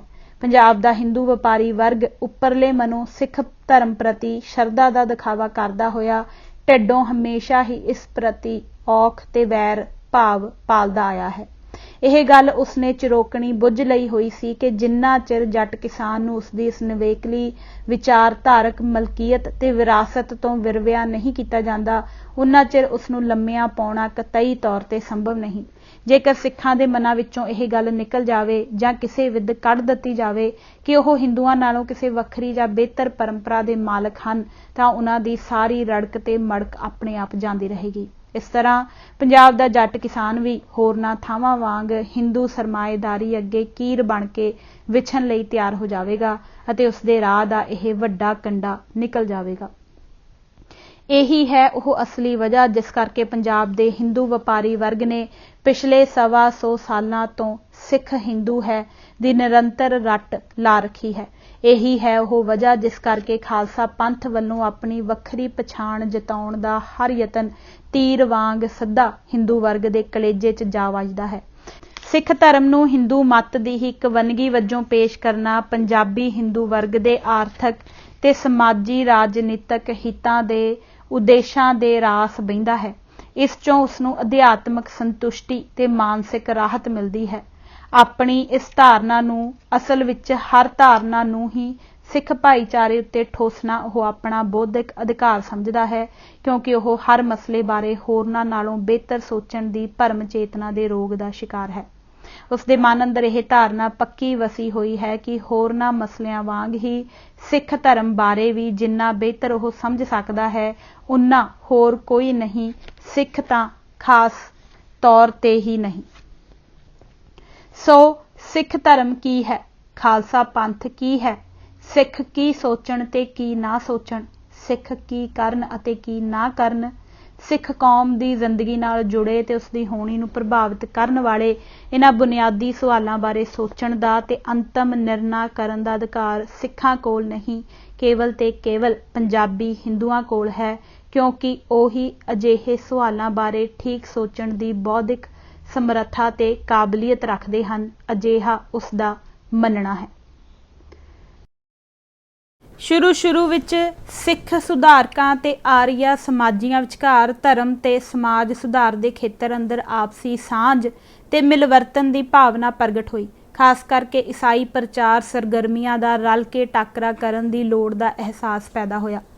ਪਰ ਇਹ ਸਾਂਝ ਥੋੜਾ ਚਿਰ ਹੀ ਨਿਭ ਸਕੀ। ਪੰਜਾਬੀ ਹਿੰਦੂ ਵਰਗ ਦੀ ਤਵਸਵੀ ਮਾਨਸਿਕਤਾ ਨੇ ਛੇਤੀ ਹੀ ਆਰੀਆ ਸਮਾਜ ਨੂੰ ਸਿੱਖ ਵਿਰੋਧੀ ਫਿਰਕੂ ਸੰਸਥਾ ਵਿੱਚ ਤਬਦੀਲ ਕਰ ਦਿੱਤਾ। ਸਹੀ ਮਾਇਨਿਆਂ 'ਚ ਦੇਖਿਆ ਜਾਵੇ ਤਾਂ ਸਿੱਖਾਂ ਪ੍ਰਤੀ ਤਿਰਸਕਾਰ ਤੇ ਫਿਰਕੂਪੁਣੇ ਦੇ ਅੰਸ਼ ਦਇਆਨੰਦ ਦੇ ਨਜ਼ਰੀਏ ਤੇ ਵਿਚਾਰਾਂ ਅੰਦਰ ਹੀ ਪਏ ਸਨ। ਉਸਨੇ ਆਪਣੀ ਇੱਕ ਪੋਥੀ ਸਤਿਆਰਥ ਪ੍ਰਕਾਸ਼ ਅੰਦਰ ਸ਼੍ਰੀ ਗੁਰੂ ਨਾਨਕ ਦੇਵ ਜੀ ਬਾਰੇ ਕਾਫੀ ਇਤਰਾਜ਼ਯੋਗ ਅਤੇ ਅਪਮਾਨਜਨਕ ਟਿੱਪਣੀਆਂ ਕੀਤੀਆਂ ਸਨ। ਆਪਣੇ ਕਈ ਭਾਸ਼ਣਾਂ ਅੰਦਰ ਵੀ ਉਸਨੇ ਗੁਰੂ ਸਾਹਿਬਾਨ ਖਿਲਾਫ ਮੰਦੇ ਬਚਨ ਬੋਲਣ ਦੀ ਗੁਸਤਾਖੀ ਕੀਤੀ ਸੀ। ਬਾਅਦ 'ਚ ਸਿੱਖ ਭਾਈਚਾਰੇ ਦੇ ਤਿੱਖੇ ਵਿਰੋਧ ਸਦਕਾ ਉਹ ਆਪਣੀ ਇਸ ਭੁੱਲ ਨੂੰ ਸੋਧਣ ਲਈ ਰਾਜੀ ਹੋ ਗਿਆ ਸੀ। ਪਰੰਤੂ ਉਸਦੀ ਮੌਤ ਤੋਂ ਬਾਅਦ ਪੰਜਾਬੀ ਆਰੀਆ ਸਮਾਜੀ ਧੜੇ ਨੇ ਨਾ ਸਿਰਫ ਇਸ ਗਲਤੀ ਨੂੰ ਸੁਧਾਰਨ ਤੋਂ ਇਨਕਾਰ ਕਰ ਦਿੱਤਾ, ਸਗੋਂ ਸਿੱਖ ਧਰਮ ਤੇ ਸਿੱਖ ਗੁਰੂ ਸਾਹਿਬਾਨ ਵਿਰੁੱਧ ਤਵਸਵੀ ਪ੍ਰਚਾਰ ਦੀ ਸੁਰ ਹੋਰ ਉੱਚੀ ਚੁੱਕ ਦਿੱਤੀ। ਜਾਤ ਪਾਤ ਦੀ ਲਾਨਤ ਤੋਂ ਸੁਰਖਰੂ ਹੋਣ ਲਈ ਸਿੱਖ ਬਣੇ ਹਿੰਦੂ ਦਲਿਤ ਵਰਗ ਨੂੰ ਮੁੜ ਹਿੰਦੂ ਸਮਾਜ ਦਾ ਅੰਗ ਬਣਾਉਣ ਦੇ ਮੰਤਵ ਨਾਲ ਆਰੀਆ ਸਮਾਜ ਨੇ ਸ਼ੁੱਧੀਕਰਨ ਦੀ ਮੁਹਿੰਮ ਆਰੰਭ ਦਿੱਤੀ। ਇਹਨਾਂ ਸ਼ੁੱਧੀਕਰਨ ਸਭਾਵਾਂ ਅੰਦਰ ਸਿੱਖ ਧਰਮ ਤੇ ਗੁਰੂ ਸਾਹਿਬਾਨ ਖਿਲਾਫ ਭੜਕਾਊ ਲਹਿਜੇ ਵਾਲੇ ਭਾਸ਼ਣ ਕੀਤੇ ਜਾਣ ਲੱਗੇ। 25 ਨਵੰਬਰ 1888 ਵਾਲੇ ਦਿਨ ਲਾਹੌਰ ਵਿਖੇ ਆਰੀਆ ਸਮਾਜ ਦੀ ਸਾਲਾਨਾ ਸਭਾ ਅੰਦਰ ਪੰਡਤ ਗੁਰੂਦੱਤ, ਪੰਡਤ ਲੇਖ ਰਾਜ ਤੇ ਲਾਲਾ ਮੁਰਲੀਧਰਨ ਵਰਗੇ ਚੋਟੀ ਦੇ ਨੇਤਾਵਾਂ ਨੇ ਸਿੱਖ ਧਰਮ ਤੇ ਗੁਰੂ ਸਾਹਿਬਾਨ ਦਾ ਬਹੁਤ ਹੀ ਹੋਛੇ ਤੇ ਗੈਰ ਜ਼ਿੰਮੇਵਾਰਾਨਾ ਲਹਿਜੇ ਵਿੱਚ ਮਖੌਲ ਉਡਾਇਆ। ਜੂਨ 1890 ਵਿੱਚ ਇੱਕ ਸ਼ੁੱਧੀਕਰਨ ਸਭਾ ਅੰਦਰ ਦਰਜਨਾਂ ਦੀ ਗਿਣਤੀ ਵਿੱਚ ਰਹਿਤੀਏ ਸਿੱਖਾਂ ਦੇ ਖੁੱਲੀ ਸਟੇਜ ਤੇ ਤਾੜੀਆਂ ਦੀ ਗੂੰਜ ਵਿੱਚ ਕੇਸ ਕਤਲ ਕੀਤੇ ਗਏ ਤੇ ਉਹਨਾਂ ਨੂੰ ਮੁੜ ਹਿੰਦੂ ਸਮਾਜ ਵਿੱਚ ਸ਼ਾਮਲ ਕਰਨ ਦੀਆਂ ਰਸਮਾਂ ਅਦਾ ਕੀਤੀਆਂ ਗਈਆਂ। ਅਜਿਹੀਆਂ ਕੋਝੀਆਂ ਤੇ ਭੜਕਾਊ ਕਾਰਵਾਈਆਂ ਨੇ ਸਿੱਖ ਭਾਈਚਾਰੇ ਅੰਦਰ ਹੋਰ ਵੀ ਗੁੱਸੇ ਦੀ ਲਹਿਰ ਪੈਦਾ ਕਰ ਦਿੱਤੀ ਅਤੇ ਉਸ ਅੰਦਰ ਇਸ ਆਰੀਆ ਸਮਾਜੀ ਬਦਤਮੀਜ਼ੀ ਦਾ ਬਕਾਇਦਾ ਜਥੇਬੰਦ ਰੂਪ 'ਚ ਟਾਕਰਾ ਕਰਨ ਦੀ ਲੋੜ ਦਾ ਅਹਿਸਾਸ ਜਾਗ ਉੱਠਿਆ। ਲਾਹੌਰ ਸਿੰਘ ਸਭਾ ਨੇ ਪ੍ਰੋਫੈਸਰ ਗੁਰਮੁਖ ਸਿੰਘ ਦੀ ਪ੍ਰਤਿਭਾਸ਼ੀਲ ਅਗਵਾਈ ਹੇਠ ਇਸ ਆਰੀਆ ਸਮਾਜੀ ਹਮਲੇ ਵਿਰੁੱਧ ਸਿਧਾਂਤਕ ਲੜਾਈ ਦਾ ਮੈਦਾਨ ਗਰਮਾ ਦਿੱਤਾ। ਆਰੀਆ ਸਮਾਜ ਦੀ ਸਿੱਖ ਵਿਰੋਧੀ ਮੁਹਿੰਮ ਤੋਂ ਨਾਰਾਜ਼ ਹੋ ਕੇ ਇਸ ਨਾਲੋਂ ਅਲੱਗ ਹੋਏ ਭਾਈ ਜਵਾਹਰ ਸਿੰਘ ਤੇ ਭਾਈ ਦੱਤ ਸਿੰਘ ਇਸ ਸਿਧਾਂਤਕ ਜੰਗ ਅੰਦਰ ਪੰਥ ਲਈ ਵਡਮੁੱਲੇ ਰਤਨ ਸਾਬਤ ਹੋਏ। ਜਿੱਥੇ ਭਾਈ ਜਵਾਹਰ ਸਿੰਘ ਅਵਲ ਦਰਜੇ ਦੀ ਜਥੇਬੰਦਕ ਯੋਗਤਾ ਦੇ ਮਾਲਕ ਸਨ, ਉੱਥੇ ਭਾਈ ਦੱਤ ਸਿੰਘ ਬਹਿਸ ਕਲਾ ਵਿੱਚ ਨਿਪੁੰਨ ਅਤੇ ਆਲਾ ਦਰਜੇ ਦੇ ਪ੍ਰਚਾਰਕ ਸਨ। 19ਵੀਂ ਸਦੀ ਦੇ ਆਖਰੀ ਸਾਲਾਂ ਵਿੱਚ ਆਰੀਆ ਸਮਾਜ ਤੇ ਸਿੱਖ ਸਭਾ ਵਿਚਕਾਰ ਸਿਧਾਂਤਕ ਵਿਵਾਦ ਸਿਖਰਾਂ ਤੇ ਪਹੁੰਚ ਗਿਆ। ਅਸਲ ਵਿੱਚ ਇਹ ਦੌਰ ਪੰਜਾਬ ਅੰਦਰ ਆਮ ਰੂਪ ਵਿੱਚ ਹੀ ਧਾਰਮਿਕ ਵਿਵਾਦਾਂ ਤੇ ਬਖੇੜਿਆਂ ਦਾ ਦੌਰ ਸੀ, ਜਦੋਂ ਨਾ ਸਿਰਫ ਅਲੱਗ-ਅਲੱਗ ਧਾਰਮਿਕ ਭਾਈਚਾਰਿਆਂ ਵਿਚਕਾਰ ਆਪਸ ਵਿੱਚ, ਸਗੋਂ ਉਹਨਾਂ ਦੇ ਅੰਦਰ ਵੀ ਸਿਧਾਂਤਕ ਵਿਵਾਦਾਂ ਦਾ ਇੱਕ ਤੂਫਾਨ ਜਿਹਾ ਉੱਠ ਖੜਾ ਹੋਇਆ ਸੀ। ਸਿੱਖ ਪੰਥ ਨੂੰ ਕਈ ਪਾਸਿਆਂ ਤੋਂ ਹਮਲਿਆਂ ਦਾ ਸਾਹਮਣਾ ਕਰਨਾ ਪੈ ਰਿਹਾ ਸੀ। ਅੰਦਰੋਂ ਵੀ, ਜਿੱਥੇ ਵਿਪਰਨ ਕੀ ਰੀਤ ਦਾ ਪੂਰਨ ਬੋਲਬਾਲਾ ਸੀ, ਈਸਾਈ ਪ੍ਰਚਾਰਕਾਂ ਵੱਲੋਂ ਵੀ, ਜਿਨ੍ਹਾਂ ਨੇ ਸਿੱਖਾਂ ਨੂੰ ਖਾਸ ਕਰਕੇ ਇਸ ਦੇ ਗਰੀਬ ਵਰਗਾਂ ਨੂੰ ਈਸਾਈ ਧਰਮ ਵੱਲ ਪ੍ਰੇਰਿਤ ਕਰਨ ਲਈ ਪ੍ਰਚਾਰ ਸਰਗਰਮੀਆਂ ਦੀ ਵਿਆਪਕ ਮੁਹਿੰਮ ਚਲਾ ਰੱਖੀ ਸੀ। ਮੁਸਲਮਾਨਾਂ ਦੀ ਅਹਿਮਦੀਆ ਜਮਾਤ ਵੱਲੋਂ ਜੋ ਗੁਰੂ ਨਾਨਕ ਦੇਵ ਜੀ ਨੂੰ ਮੁਸਲਮਾਨ ਵਜੋਂ ਪੇਸ਼ ਕਰਨ ਦੀ ਬੇਹੁਦਾ ਕੋਸ਼ਿਸ਼ਾਂ ਕਰ ਰਹੇ ਸਨ, ਅਤੇ ਸਭ ਤੋਂ ਗੰਭੀਰ ਹਮਲਾ ਆਰੀਆ ਸਮਾਜੀਆਂ ਵੱਲੋਂ ਸੀ, ਜੋ ਸਿੱਖ ਧਰਮ ਦੀ ਹਿੰਦੂਵਾਦ ਨਾਲੋਂ ਅੱਡਰੀ ਪਛਾਣ ਦੀ ਧਾਰਨਾ ਨੂੰ ਕੱਟੜਤਾ ਨਾਲ ਠੁਕਰਾ ਰਹੇ ਸਨ ਅਤੇ ਸਿੱਖ ਪੰਥ ਨੂੰ ਹਿੰਦੂ ਸਮਾਜ ਦਾ ਹੀ ਅੰਗ ਬਣਾ ਕੇ ਪੇਸ਼ ਕਰਨ ਦੀ ਜਿੱਦ ਕਰ ਰਹੇ ਸਨ। 1877 ਵਿੱਚ ਡਾਕਟਰ ਅਰਨੈਸਟ ਟਰੰਪ, ਇੱਕ ਜਰਮਨ ਭਾਸ਼ਾ ਵਿਗਿਆਨੀ ਦੁਆਰਾ ਸ਼੍ਰੀ ਗੁਰੂ ਗ੍ਰੰਥ ਸਾਹਿਬ ਦਾ ਅਧੂਰਾ ਅੰਗਰੇਜ਼ੀ ਤਰਜਮਾ ਪ੍ਰਕਾਸ਼ਿਤ ਹੋਣ ਨਾਲ ਸਿੱਖ ਪਛਾਣ ਦੇ ਮਸਲੇ ਤੇ ਚੱਲ ਰਹੀ ਬਹਿਸ ਹੋਰ ਗਰਮਾਇਸ਼ ਫੜ ਗਈ। ਕੁਝ ਤਾਂ ਸਿੱਖ ਪਰੰਪਰਾ ਤੋਂ ਆਪਣੀ ਕੋਰੀ ਅਗਿਆਨਤਾ ਦੀ ਵਜ੍ਹਾ ਕਰਕੇ ਅਤੇ ਕੁਝ ਤਰਜਮੇ ਦੇ ਕੰਮ ਵਿੱਚ ਆਪਣੇ ਹਿੰਦੂ ਹੱਥ ਵਟਾਵਿਆਂ ਦੇ ਅਸਰ ਸਦਕਾ ਡਾਕਟਰ ਟਰੰਪ ਨੇ ਆਪਣੀ ਲੰਮੀ ਤੇ ਬੇਤੁਕੀ ਭੂਮਿਕਾ ਅੰਦਰ ਸਿੱਖਾਂ ਬਾਰੇ ਕਈ ਅਪਮਾਨਜਨਕ ਤੇ ਅਣਉਚਿਤ ਟਿੱਪਣੀਆਂ ਕਰ ਮਾਰੀਆਂ। ਡਾਕਟਰ ਟਰੰਪ ਦੋ ਮਨੌਤਾਂ ਦਾ ਪੱਲਾ ਫੜ ਕੇ ਤੁਰਿਆ। ਇੱਕ ਇਹ ਕਿ ਸਿੱਖ ਹਿੰਦੂ ਹਨ ਅਤੇ ਉਹਨਾਂ ਦੇ ਵੱਖਰੀ ਪਛਾਣ ਦੇ ਦਾਅਵੇ 'ਚ ਕੋਈ ਦਮ ਨਹੀਂ ਹੈ। ਦੂਜਾ ਇਹ ਕਿ ਜੇਕਰ ਉਹ ਹਿੰਦੂ ਨਹੀਂ ਵੀ ਤਾਂ ਵੀ ਉਹ ਹਿੰਦੂਵਾਦ ਦੀ ਇੰਨੀ ਮਾਰੂ ਗ੍ਰਿਫਤ ਵਿੱਚ ਆ ਚੁੱਕੇ ਹਨ ਕਿ ਉਹ ਧਾਰਮਿਕ ਪੱਖ ਤੋਂ ਲਗਭਗ ਮਰਨੇ ਪਏ ਹੋਏ ਹਨ। ਉਸ ਨੇ ਤੱਤ ਇਹ ਕੱਢਿਆ ਕਿ ਸਿੱਖ ਧਰਮ ਇੱਕ ਖਾਤਮੇ ਵੱਲ ਵੱਧ ਰਿਹਾ ਮਤ ਹੈ ਜੋ ਜਲਦੀ ਹੀ ਇਤਿਹਾਸ ਦੀ ਬੁੱਕਲ ਵਿੱਚ ਸਮੋ ਜਾਵੇਗਾ। ਡਾਕਟਰ ਟਰੰਪ ਦੀਆਂ ਇਹਨਾਂ ਟਿੱਪਣੀਆਂ ਨੇ ਦੋਹਰਾ ਪ੍ਰਭਾਵ ਛੱਡਿਆ, ਜਿੱਥੇ ਇਸ ਨੇ ਸਿੱਖ ਧਰਮ ਦੇ ਦੋਖੀਆਂ ਖਾਸ ਕਰਕੇ ਆਰੀਆ ਸਮਾਜੀ ਨਿੰਦਕਾਂ ਦੇ ਹੌਸਲੇ ਵਧਾਏ ਅਤੇ ਉਹਨਾਂ ਨੂੰ ਸਿੱਖਾਂ ਖਿਲਾਫ ਢੇਰ ਸਾਰੀ ਪ੍ਰਚਾਰ ਸਮੱਗਰੀ ਮੁਹੱਈਆ ਕੀਤੀ, ਉੱਥੇ ਨਾਲ ਹੀ ਇਸ ਨੇ ਸਿੱਖ ਕੌਮ ਦੇ ਬੌਧਿਕ ਤੱਤਾਂ ਨੂੰ ਖਤਰੇ ਤੋਂ ਚੁਕੰਨਿਆ ਕਰਨ ਅਤੇ ਆਪਣੀ ਧਾਰਮਿਕ ਅਤੇ ਕੌਮੀ ਹਸਤੀ ਬਚਾਉਣ ਲਈ ਬੌਧਿਕ ਆਲਸ ਤਿਆਗਣ ਵਾਸਤੇ ਪ੍ਰੇਰਿਤ ਕਰਨ ਵਿੱਚ ਅਹਿਮ ਭੂਮਿਕਾ ਨਿਭਾਈ। ਸਿੱਖ ਵਿਦਵਾਨਾਂ ਨੇ ਸਿੱਖ ਭਾਈਚਾਰੇ ਅੰਦਰ ਧਾਰਮਿਕ ਜਾਗਰਤੀ ਲਿਆਉਣ ਲਈ ਬੌਧਿਕ ਸਰਗਰਮੀਆਂ ਦਾ ਤੋਰਾ ਤੋਰਿਆ। ਵਿਚਾਰਾਂ ਦੇ ਪ੍ਰਗਟਾਵੇ ਤੇ ਪ੍ਰਸਾਰ ਵਾਸਤੇ ਅਨੇਕਾਂ ਸਿੱਖ ਰਸਾਲੇ ਛਪਣੇ ਸ਼ੁਰੂ ਹੋਏ। ਗੁਰਬਾਣੀ, ਸਿੱਖ ਇਤਿਹਾਸ ਅਤੇ ਗੁਰੂਆਂ ਤੇ ਸ਼ਹੀਦਾਂ ਦੇ ਜੀਵਨ ਬਾਰੇ ਲਿਖਤਾਂ ਤੇ ਵਿਆਖਿਆਵਾਂ ਦਾ ਵਿਆਪਕ ਸਿਲਸਿਲਾ ਸ਼ੁਰੂ ਹੋ ਗਿਆ। ਪ੍ਰੋਫੈਸਰ ਗੁਰਮੁਖ ਸਿੰਘ ਤੇ ਭਾਈ ਕਾਹਨ ਸਿੰਘ ਨਾਭਾ ਨੇ ਸਾਰੇ ਪੰਜਾਬ ਵਿੱਚ ਫਿਰ ਕੇ ਛਪਿਆ ਅਣਛਪਿਆ ਤੇ ਅਣਗੌਲਿਆ ਸਿੱਖ ਸਾਹਿਤ ਲੱਭਿਆ ਤੇ ਇਸ ਨੂੰ ਵੱਡੀ ਪੱਧਰ ਤੇ ਛਾਪਣ ਤੇ ਵੰਡਣ ਦਾ ਕਾਰਜ ਆਰੰਭਿਆ। ਗੈਰ ਪ੍ਰਮਾਣਿਕ ਗ੍ਰੰਥਾਂ ਤੇ ਲਿਖਤਾਂ ਨੂੰ ਛਾਂਟਣ ਤੇ ਪੜਚੋਲਣ ਲਈ ਵਿਸ਼ੇਸ਼ ਸਭਾਵਾਂ ਤੇ ਕਮੇਟੀਆਂ ਬਣਨ ਲੱਗੀਆਂ। ਨਿੰਦਕਾਂ ਦੇ ਵਿਚਾਰਾਂ ਤੇ ਦਲੀਲਾਂ ਦਾ ਮਤ ਖੰਡਨ ਕਰਨ ਲਈ ਵਿਸ਼ਾਲ ਪੈਮਾਨੇ ਤੇ ਟਰੈਕਟਾਂ, ਪੈਂਫਲੇਟਾਂ ਦੀ ਛਪਾਈ ਤੇ ਵੰਡ ਵਡਾਈ ਦਾ ਕੰਮ ਸ਼ੁਰੂ ਹੋ ਗਿਆ। ਇਸ ਮਕਸਦ ਲਈ ਵਿਸ਼ੇਸ਼ ਸੰਗਠਨ ਤੇ ਸਭਾਵਾਂ ਹੋਂਦ 'ਚ ਆ ਗਈਆਂ। ਗਿਆਨੀ ਗਿਆਨ ਸਿੰਘ, ਭਾਈ ਦਤ ਸਿੰਘ ਤੇ ਭਾਈ ਕਾਹਨ ਸਿੰਘ ਨਾਭਾ ਇਸ ਬੌਧਿਕ ਲਹਿਰ ਦੇ ਅਗਵਾਨੂ ਬਣ ਕੇ ਉੱਭਰੇ, ਜਿਨ੍ਹਾਂ ਨੇ ਅਥਾਹ ਲਗਨ ਤੇ ਮਿਹਨਤ ਨਾਲ ਅਨੇਕਾਂ ਹੀ ਪੱਖਾਂ ਤੇ ਖੋਜ ਭਰਪੂਰ ਲੇਖਾਂ, ਕਿਤਾਬਾਂ, ਪੋਥੀਆਂ ਤੇ ਪੈਂਫਲੇਟਾਂ ਦੀਆਂ ਛੈਬਰਾਂ ਲਾ ਦਿੱਤੀਆਂ। ਬਾਅਦ ਵਿੱਚ ਭਾਈ ਮੋਹਨ ਸਿੰਘ ਵੈਦ ਤੇ ਭਾਈ ਵੀਰ ਸਿੰਘ ਇਸ ਬੌਧਿਕ ਪਰੰਪਰਾ ਦੇ ਹੋਣਹਾਰ ਵਾਰਸ ਬਣ ਕੇ ਅੱਗੇ ਆਏ। ਕੁਝ ਬਾਰਸੂਖ ਪੰਥਕ ਹਸਤੀਆਂ ਦੀਆਂ ਦਹਾਕੇ ਭਰ ਦੀਆਂ ਸਰੜੀ ਕੋਸ਼ਿਸ਼ਾਂ ਨਾਲ 1892 ਵਿੱਚ ਅੰਮ੍ਰਿਤਸਰ ਵਿਖੇ ਖਾਲਸਾ ਕਾਲਜ ਦੀ ਸਥਾਪਨਾ ਦਾ ਕੰਮ ਸ਼ੁਰੂ ਹੋ ਗਿਆ। ਉੱਧਰ ਪ੍ਰੋਫੈਸਰ ਗੁਰਮੁਖ ਸਿੰਘ ਤੇ ਹੋਰਨਾਂ ਸਿੱਖ ਵਿਦਵਾਨਾਂ ਨੇ ਮੈਕਸ ਆਰਥਰ ਮੈਕਾਲਿਫ ਨਾਉਂ ਦੇ ਇੱਕ ਬੁੱਧੀਮਾਨ ਅੰਗਰੇਜ਼ ਅਫਸਰ ਜੱਜ ਨੂੰ ਆਪਣੀ ਬਾਵਕਾਰ ਨੌਕਰੀ ਤਿਆਗ ਕੇ ਸ੍ਰੀ ਗੁਰੂ ਗ੍ਰੰਥ ਸਾਹਿਬ ਦੇ ਅੰਗਰੇਜ਼ੀ ਵਿੱਚ ਤਰਜਮੇ ਦਾ ਮਹਾਨ ਕਾਰਜ ਹੱਥ ਲੈਣ ਲਈ ਰਜ਼ਾਮੰਦ ਕਰ ਲਿਆ। ਇਸ ਬੌਧਿਕ ਸਰਗਰਮੀ ਦੇ ਫਲਸਰੂਪ ਸਿੱਖ ਭਾਈਚਾਰੇ ਅੰਦਰ ਧਾਰਮਿਕ ਚੇਤਨਤਾ ਤੇ ਜਾਗਰਤੀ ਦੀ ਲਹਿਰ ਨੇ ਨਵਾਂ ਸਰੂਪ ਧਾਰਨਾ ਸ਼ੁਰੂ ਕਰ ਦਿੱਤਾ। ਸਿੱਖ ਜਨਤਾ ਆਪਣੇ ਧਰਮ ਦੀਆਂ ਵਿਸ਼ੇਸ਼ ਖਾਸੀਅਤਾਂ ਤੇ ਮੌਲਿਕ ਪਰੰਪਰਾਵਾਂ ਤੋਂ ਜਾਣੂ ਹੋਣ ਲੱਗੀ। ਸਿੱਖ ਵਿਦਵਾਨਾਂ ਦੀਆਂ ਲਿਖਤਾਂ ਤੇ ਪ੍ਰਵਚਨਾਂ ਦੇ ਜ਼ਰੀਏ ਸਿੱਖ ਭਾਈਚਾਰੇ ਅੰਦਰ ਆਪਣੀ ਧਾਰਮਿਕ ਪਛਾਣ ਬਾਰੇ ਵੱਧ ਸੋਝੀ ਤੇ ਸਪਸ਼ਟਤਾ ਆਉਣੀ ਸ਼ੁਰੂ ਹੋਈ। ਸਿੱਖ ਪਛਾਣ, ਜੋ ਕਿ ਹਿੰਦੂਵਾਦ ਨਾਲ ਬੁਰੀ ਤਰ੍ਹਾਂ ਰਲਗੱਡ ਹੋ ਚੁੱਕੀ ਸੀ, ਦੀਆਂ ਹੱਦਾਂ ਦੀ ਨਿਸ਼ਚਿਤ ਰੂਪ 'ਚ ਨਿਸ਼ਾਨਦੇਹੀ ਕਰਨ ਅਤੇ ਇਹਨਾਂ ਨੂੰ ਉਘਾੜ ਕੇ ਪੇਸ਼ ਕਰਨ ਦਾ ਬੌਧਿਕ ਅਮਲ 19ਵੀਂ ਸਦੀ ਦੇ ਆਖਰੀ ਸਾਲਾਂ ਅੰਦਰ ਪੂਰਾ ਜਲੌ ਫੜ ਗਿਆ। ਸਿੱਖ ਕੌਮ ਦੇ ਜੀਵਨ ਅੰਦਰ ਇਸ ਰੂਪ 'ਚ ਇਹ ਕੰਮ ਪਹਿਲੀ ਵਾਰ ਹੋ ਰਿਹਾ ਸੀ। ਹਮ ਹਿੰਦੂ ਨਹੀਂ। ਸਮੱਸਿਆ ਕਿੰਨੀ ਵਿਆਪਕ ਤੇ ਦੁਰਗਮ ਸੀ, ਇਸ ਦਾ ਅਨੁਮਾਨ ਇਸ ਗੱਲ ਤੋਂ ਲਗਾਇਆ ਜਾ ਸਕਦਾ ਹੈ ਕਿ ਇਹ ਸਿਰਫ ਹਿੰਦੂ ਹੀ ਨਹੀਂ ਸਨ ਜੋ ਸਿੱਖ ਧਰਮ ਦੀ ਹਿੰਦੂ ਮਤ ਨਾਲੋਂ ਅੱਡਰੀ ਪਛਾਣ ਤੋਂ ਮੁਨਕਰ ਹੋ ਰਹੇ ਸਨ। ਖੁਦ ਸਿੱਖ ਜਗਤ ਅੰਦਰ ਬਹੁਤ ਸਾਰੇ ਲੋਕ ਸਨ ਜੋ ਇਸ ਤਰ੍ਹਾਂ ਹੀ ਸੋਚਣ ਤੇ ਮੰਨਣ ਲੱਗ ਪਏ ਸਨ। ਭਾਈ ਜਗਤ ਸਿੰਘ ਵਰਗੇ ਆਰੀਆ ਸਮਾਜੀ ਸਿੱਖ ਸ਼ਰੇਆਮ ਇਹ ਗੱਲ ਮੰਨ ਅਤੇ ਪ੍ਰਚਾਰ ਰਹੇ ਸਨ ਕਿ ਸਿੱਖ ਧਰਮ ਹੋਰ ਕੁਝ ਨਹੀਂ, ਇਹ ਆਰੀਆ ਸਮਾਜ ਦਾ ਹੀ ਅਗੇਤਰਾ ਸੰਸਕਰਣ ਹੈ। ਭਾਈ ਬਸੰਤ ਸਿੰਘ ਨਾਂ ਦਾ ਇੱਕ ਹੋਰ ਆਰੀਆ ਸਮਾਜੀ ਸਿੱਖ 4 ਸਤੰਬਰ 1887 ਨੂੰ ਗੁਜਰਾਂਵਾਲਾ ਵਿਖੇ ਇੱਕ ਸਿੱਖ ਇਕੱਠ ਨੂੰ ਸੰਬੋਧਨ ਕਰਦਾ ਹੋਇਆ ਖੁੱਲ੍ਹੇਆਮ ਇਹ ਗੱਲ ਕਹਿਣ ਦੀ ਹਮਾਕਤ ਕਰ ਰਿਹਾ ਸੀ ਕਿ ਗੁਰੂ ਨਾਨਕ ਦਾ ਮਿਸ਼ਨ ਕੇਵਲ ਪੁਰਾਤਨ ਰਿਸ਼ੀਆਂ ਦੇ ਵੈਦਿਕ ਧਰਮ ਨੂੰ ਹੀ ਪੁਨਰ ਜੀਵਿਤ ਕਰਨਾ ਸੀ ਅਤੇ ਗੁਰੂ ਸਾਹਿਬਾਨ ਨੇ ਜੋ ਲੜਾਈ ਲੜੀ ਉਹ ਸਮੁੱਚੇ ਆਰੀਆ ਵਰਤ ਤੇ ਸਮੁੱਚੀ ਹਿੰਦੂ ਕੌਮ ਦੀ ਤਰਫੋਂ ਲੜੀ।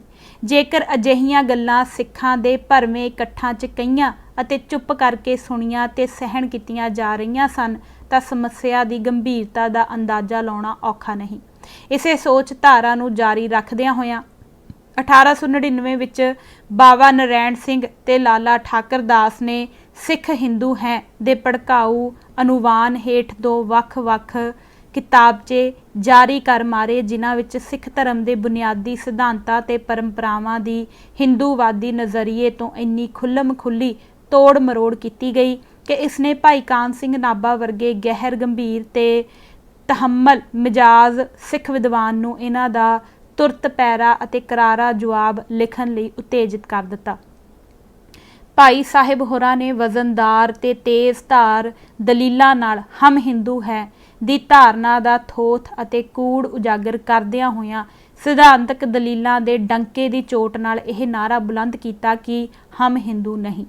सन 1899 विच इसे अनुवान हेठ छपिया भाई साहिब होरां दा यह किताबचा ना सिर्फ आर्या समाज विरुद्ध सिख कौम की तत्काली सिद्धांतक जद्दोजहद अंदर एक शक्तिशाली विचारधारक हथियार साबित होया, सगों बाद विच भी यह लगातार सिख दुश्मन ताकतां लई एक वड्डी सिरदर्दी बनिया रहा। भाई कान सिंह होरां दी यह इतिहासक रचना पूरी एक सदी की आयु भोग लैण के बावजूद अज भी उन्नी ही सार्थक ते तरो ताज़ा है जिन्नी यह 100 साल पहला सी। इतिहास अंदर अजिहा माण बहुत ही विरलियां रचनावां दे हिस्से आउंदा है। सिख पछाण दा मसला सिक्खी ते सिख समाज दे हिंदूकरण की समस्या चों पैदा होया सी। मूल रूप च यह मसला धार्मिक ते सभ्याचारक सी जिसदा राजनीति नाल अपने आप च कोई सीधा संबंध नहीं सी।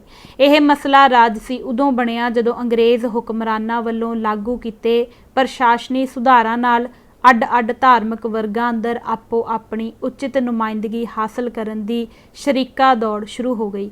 यह मसला छड़िया भावें पंथ तो बाहरलियां हिंदू ताकतां नाल विवाद के रूप विच सी, पर यह समस्या निरी बैरूनी नहीं सी सगों आंतरिक भी सी। उदासी निर्मले सेवापंथी अते अजिहियां होर संप्रदावां अपनियां सिद्धांतक टेकां ते रहोरीतां दी दृष्टि तो सिख पंथ अंदर फैल रहियां हिंदूवाद दियां ही शाखावां सन। इस करके सिख पछाण दी सुतंत्र हस्ती नूं परिभाषित ते स्थापित करन लई अजिहियां शाखावां दी सिद्धांतक छांग छंगाई जरूरी सी। अजिहा कीते बिना हिंदूवाद दे सिख धर्म उत्ते पै चुके अते जारी रह रहे दुरप्रभावां विरुद्ध सफल लड़ाई दे सकनी अते सिੱਖੀ दी मौलिक ठुक ते परंपरा दी राखी कर सकनी उक्का ही संभव नहीं सी। इतिहास दे विकास का यह आम नियम है कि जद भी कोई समाजी संगठन भाईचारा अपनी वक्री पछाण स्थापित करने वाल वधदा है तां ओह लाजमी तौर ते अपने अंदरूनी वर्ग वखरेवियां नूं खारज करन दी दशा अते तुस अख्तियार करता है। वक्री पछाण स्थापित करन दा मतलब अपनी अंदरूनी एकमुठता मजबूत करना है। ठोस तत्थां तो अजिहे सिक्के बंद प्रमाण मिलते हैं कि सिंह सभा लहर ने सिख पंथ अंदर अंदरूनी एकमुठता की भावना नूं प्रफुल्लित करन दे मामले च काफ़ी निगर सफलता हासिल की। 1881 की मरदमशुमारी के अंकड़ियां अनुसार पंजाब के 5 केंद्री जिलिਆਂ अंदर 10 सालों दौरान केसाधारी सिखां की गिणती विच 4% की गिरावट दर्ज की गई, जबकि इस अरसे दौरान इन्हां जिलिਆਂ अंदर कुल वसों विच 4.5% का वाधा होया। पर तक है कि सिखां अंदर पतित पुणे का ते गुरमत मार्ग तो हट के नीम हिंदू संप्रदावां वाल झुकण का रुझान जोर फड़ चुका सी। पर इस दे मुकाबले 1911 ते 1921 दीयां रिपोर्टां दर्शाउंदियां हन कि इस अरसे दौरान एक तां कुल सिख वसों विच गिणनयोग इजाफा होया, दूजा केसाधारी सिखां की गिणती वधी जबकि सहजधारी सिखां की गिणती अंदर गिरावट का रुझान प्रगट होया। तीजा तत्त खालसे के मुकाबले पंथ अंदरलियां होरनां संप्रदावां उदासी निर्मले नानक पंथीए आदि आदि दे पैरोकारां की गिणती विच वड्डी गिरावट आई।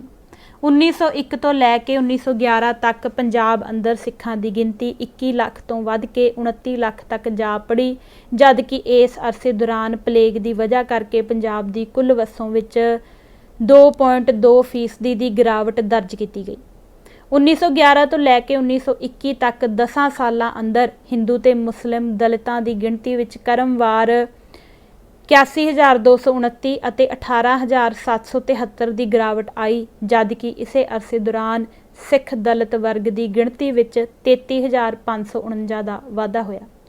मतलब ਇਹ ਕਿ ਜਿੱਥੇ ਈਸਾਈ ਧਰਮ ਨੇ ਹਿੰਦੂ ਤੇ ਮੁਸਲਿਮ ਦਲਿਤਾਂ ਨੂੰ ਵੱਡੀ ਗਿਣਤੀ 'ਚ ਆਪਣੇ ਵੱਲ ਖਿੱਚਿਆ, ਉੱਥੇ ਸਿੰਘ ਸਭਾ ਲਹਿਰ ਵੱਲੋਂ ਪੈਦਾ ਕੀਤੀ ਧਾਰਮਿਕ ਚੇਤਨਾ ਸਦਕਾ ਸਿੱਖ ਪੰਥ ਨਾ ਸਿਰਫ ਆਪਣੇ ਘਰ ਨੂੰ ਈਸਾਈ ਧਰਮ ਤੋਂ ਪੂਰੀ ਤਰ੍ਹਾਂ ਸੁਰੱਖਿਅਤ ਰੱਖਣ 'ਚ ਕਾਮਯਾਬ ਹੋਇਆ, ਸਗੋਂ ਇਹ ਹਿੰਦੂ ਤੇ ਮੁਸਲਿਮ ਦਲਿਤ ਵਰਗਾਂ ਦੇ ਕਾਫੀ ਹਿੱਸਿਆਂ ਨੂੰ ਆਪਣੇ ਵੱਲ ਪ੍ਰੇਰਿਤ ਕਰਨ ਵਿੱਚ ਵੀ ਸਫਲ ਹੋਇਆ। ਸਿੰਘ ਸਭਾ ਲਹਿਰ ਦੀ ਇਸ ਪ੍ਰਾਪਤੀ ਨੂੰ ਨਿਰਾ ਅੰਕਾਂ ਦੇ ਵਾਧੇ ਵਜੋਂ ਨਹੀਂ ਦੇਖਿਆ ਜਾਣਾ ਚਾਹੀਦਾ। ਇਸ ਦੀ ਅਸਲੀ ਮਹੱਤਤਾ ਇਸ ਦੇ ਵਿਚਾਰਧਾਰਕ ਤੱਤ ਵਿੱਚ ਹੈ। ਇਹ ਪ੍ਰਾਪਤੀ ਸਿੰਘ ਸਭਾ ਲਹਿਰ ਵੱਲੋਂ ਸਿੱਖੀ ਅਤੇ ਸਿੱਖ ਸਮਾਜ ਉੱਤੇ ਪਏ ਹਿੰਦੂਵਾਦੀ ਪ੍ਰਭਾਵਾਂ ਵਿਰੁੱਧ ਉਸ ਦੀ ਸਿਧਾਂਤਕ ਜੱਦੋ-ਜਹਿਦ ਦਾ ਫਲ ਸੀ। ਹਿੰਦੂਵਾਦ ਨਾਲੋਂ ਨਿਖੇੜੇ ਦੀ ਇਹ ਵਿਚਾਰਧਾਰਕ ਸੇਧ ਹੀ ਸੀ ਜਿਸ ਨੇ ਹੋਰ ਕੁਝ ਸਾਲਾਂ ਬਾਅਦ ਇੱਕ ਬਹੁਤ ਹੀ ਵੱਡੇ ਤੇ ਤੇਜਸਵੀ ਸਿੱਖ ਉਭਾਰ ਦੀ ਉਠਾਣ ਬੰਨੀ, ਜਿਸ ਨੂੰ ਇਤਿਹਾਸ ਅੰਦਰ ਗੁਰਦੁਆਰਾ ਸੁਧਾਰ ਲਹਿਰ ਦੇ ਨਾਂ ਨਾਲ ਜਾਣਿਆ ਜਾਣ ਲੱਗਾ। ਇਸ ਬਾਰੇ ਚਰਚਾ ਅੱਗੇ ਵਧਾਉਣ ਤੋਂ ਪਹਿਲਾਂ ਉਸ ਰਾਜਸੀ ਪੱਖ ਦਾ ਵਰਣਨ ਜ਼ਰੂਰੀ ਹੈ ਜਿਸ ਨੇ ਸਿੱਖ ਪੰਥ ਅੰਦਰ ਸਵੈ ਪਛਾਣ ਦੀ ਚੇਤਨਾ ਨੂੰ ਹੋਰ ਸਾਣ ਤੇ ਲਾਉਣ ਅਤੇ ਉਸ ਅੰਦਰ ਇੱਕ ਕੌਮ ਦੀ ਹੈਸੀਅਤ ਤੇ ਚੇਤਨਤਾ ਪੈਦਾ ਕਰਨ ਵਿੱਚ ਅਹਿਮ ਰੋਲ ਨਿਭਾਇਆ। ਇਹ ਬਰਤਾਨਵੀ ਹਾਕਮਾਂ ਵੱਲੋਂ ਭਾਰਤ ਅੰਦਰ ਛੋਇਆ ਪ੍ਰਸ਼ਾਸਨੀ ਸੁਧਾਰਾਂ ਦਾ ਅਮਲ ਸੀ ਜਿਸ ਨੇ ਭਾਰਤ ਦੇ ਸਭਨਾਂ ਵਰਗਾਂ ਦੀ ਜ਼ਿੰਦਗੀ ਤੇ ਉਹਨਾਂ ਦੇ ਆਪਸੀ ਰਿਸ਼ਤਿਆਂ ਦੇ ਤਾਣੇ ਪੇਟੇ ਨੂੰ ਉਲਦ-ਪੁਲਦ ਕੇ ਰੱਖ ਦਿੱਤਾ। ਪ੍ਰਸ਼ਾਸਨੀ ਸੁਧਾਰ ਤੇ ਫਿਰਕੂ ਮੁਕਾਬਲੇਬਾਜ਼ੀ। ਭਾਰਤ ਅੰਦਰ ਜਿਉਂ-ਜਿਉਂ ਪੜ੍ਹੇ ਲਿਖੇ ਵਰਗ ਦੀ ਨਫ਼ਰੀ ਤੇ ਰਾਜਸੀ ਚੇਤਨਾ ਵਿੱਚ ਵਾਧਾ ਹੁੰਦਾ ਗਿਆ, ਤਿਉਂ-ਤਿਉਂ ਬਰਤਾਨਵੀ ਹਾਕਮਾਂ ਲਈ ਰਾਜਸੀ ਚੁਣੌਤੀਆਂ ਤੇ ਦੁਸ਼ਵਾਰੀਆਂ 'ਚ ਵੀ ਵਾਧਾ ਹੋਣ ਲੱਗਾ। ਹੁਕਮਰਾਨੀ ਦੀ ਕਲਾ ਵਿੱਚ ਨਿਪੁੰਨ ਹੋਣ ਦੇ ਨਾਤੇ ਬਰਤਾਨਵੀ ਹਾਕਮਾਂ ਨੂੰ ਇਹ ਸਮਝਣ 'ਚ ਦੇਰ ਨਾ ਲੱਗੀ ਕਿ ਭਾਰਤ ਅੰਦਰ ਆਪਣੇ ਰਾਜ ਦੀ ਮਿਆਦ ਵਧਾਉਣ ਲਈ ਨਵੀਆਂ ਬਦਲ ਰਹੀਆਂ ਹਾਲਤਾਂ ਦੇ ਸਨਮੁਖ ਭਾਰਤੀ ਲੋਕਾਂ ਦੀਆਂ ਰਾਜਸੀ ਸਦਰਾਂ ਉੱਤੇ ਠੰਡਾ ਛਿੜਕਣਾ ਵੀ ਉਨਾ ਹੀ ਜ਼ਰੂਰੀ ਹੈ ਜਿੰਨਾ ਇਹਨਾਂ ਨੂੰ ਸਖਤ ਪ੍ਰਸ਼ਾਸਨਿਕ ਕਦਮ ਉਠਾ ਕੇ ਕਾਬੂ ਵਿੱਚ ਰੱਖਣਾ। ਇਸ ਯੁੱਧ ਨੀਤਕ ਸੋਚ ਤੇ ਵਿਉਂਤ ਤਹਿਤ ਉਹਨਾਂ ਨੇ ਭਾਰਤ ਅੰਦਰ ਰਾਜਸੀ ਸੁਧਾਰਾਂ ਦਾ ਅਮਲ ਆਰੰਭਿਆ ਜਿਸ ਦਾ ਮੁੱਖ ਉਦੇਸ਼ ਭਾਰਤ ਦੇ ਲੋਕਾਂ ਨੂੰ ਹੌਲੀ-ਹੌਲੀ ਸਹਿੰਦੀ ਮਾਤਰਾ ਵਿੱਚ ਸਥਾਨਕ ਪ੍ਰਸ਼ਾਸਨੀ ਢਾਂਚੇ ਅੰਦਰ ਭਾਗੀਦਾਰ ਬਣਾਉਣਾ ਸੀ। ਰਾਜਸੀ ਸੁਧਾਰਾਂ ਦਾ ਇਹ ਅਮਲ ਸ਼ੁਰੂ ਹੋਣ ਦੀ ਦੇਰ ਸੀ ਕਿ ਭਾਰਤੀ ਸਮਾਜ ਅੰਦਰਲੀਆਂ ਵਜੂਦ ਸਮੋਈਆਂ ਵਿਰੋਧਤਾਈਆਂ ਨੇ ਇੱਕਦਮ ਆਪਣਾ ਫਣ ਖਿਲਾਰ ਲਿਆ। ਧਰਮ ਤੇ ਜਾਤਾਂ ਦੇ ਵੰਡ ਵਖਰੇਵਿਆਂ ਨਾਲ ਪਰੁੰਨੇ ਹੋਏ ਭਾਰਤੀ ਸਮਾਜ ਦੇ ਅੱਡ-ਅੱਡ ਵਰਗਾਂ ਅੰਦਰ ਆਪੋ ਆਪਣੇ ਹਿੱਤਾਂ ਨੂੰ ਮਹਿਫੂਜ਼ ਰੱਖਣ ਦਾ ਤਿੱਖਾ ਸਰੋਕਾਰ ਪੈਦਾ ਹੋ ਉੱਠਿਆ। ਚੁਣੇ ਹੋਏ ਅਦਾਰਿਆਂ ਅੰਦਰ ਮੈਂਬਰੀਆਂ ਹਾਸਲ ਕਰਨ ਤੋਂ ਲੈ ਕੇ ਸਰਕਾਰੀ ਨੌਕਰੀਆਂ ਆਦਿ ਤੱਕ ਹਰ ਜਗ੍ਹਾ ਆਪੋ ਆਪਣੀ ਉਚਿਤ ਨੁਮਾਇੰਦਗੀ ਹਾਸਲ ਕਰਨ ਦੀ ਹਿਰਖ ਨੇ ਹਰ ਖੇਤਰ ਅੰਦਰ ਅਜਿਹੀ ਸ਼ਰੀਕਾ ਸੋਚ ਤੇ ਫਿਰਕੂ ਖਿੱਚੋਤਾਣ ਪੈਦਾ ਕਰ ਦਿੱਤੀ ਕਿ ਵਹਿੰਦਿਆਂ ਹੀ ਧਾਰਮਿਕ ਵਖਰੇਵੇਂ ਰਾਜਸੀ ਨਫ਼ਰਤਾਂ ਤੇ ਦੁਸ਼ਮਣੀਆਂ ਵਿੱਚ ਵੱਟ ਗਏ। ਅੱਡ-ਅੱਡ ਵਰਗਾਂ ਅੰਦਰ ਪੈਦਾ ਹੋਏ ਸਰੋਕਾਰਾਂ ਦੇ ਖਦਸ਼ਿਆਂ 'ਚੋਂ ਫਿਰਕੂ ਮੰਗਾਂ ਦੇ ਚਾਰਟਰ ਉੱਭਰ ਆਏ। ਵਰਗ ਹਿੱਤਾਂ ਦੀ ਪੈਰਵਾਈ ਤੇ ਪਹਿਰੇਦਾਰੀ ਲਈ ਵਰਗਾਂ ਤੇ ਆਧਾਰਿਤ ਜਥੇਬੰਦੀਆਂ ਤੇ ਪਲੇਟਫਾਰਮ ਉਸਰ ਆਏ। ਅਲੱਗ-ਅਲੱਗ ਫਿਰਕਿਆਂ ਅੰਦਰ ਸਵੈ ਪਛਾਣ ਦੀ ਭਾਵਨਾ ਪ੍ਰਚੰਡ ਹੋ ਉੱਠੀ। ਉਹ ਆਪਣੇ ਹੱਕਾਂ ਤੇ ਹਿੱਤਾਂ ਪ੍ਰਤੀ ਵਧੇਰੇ ਜਾਗਰੂਕ ਹੋਣ ਲੱਗੇ।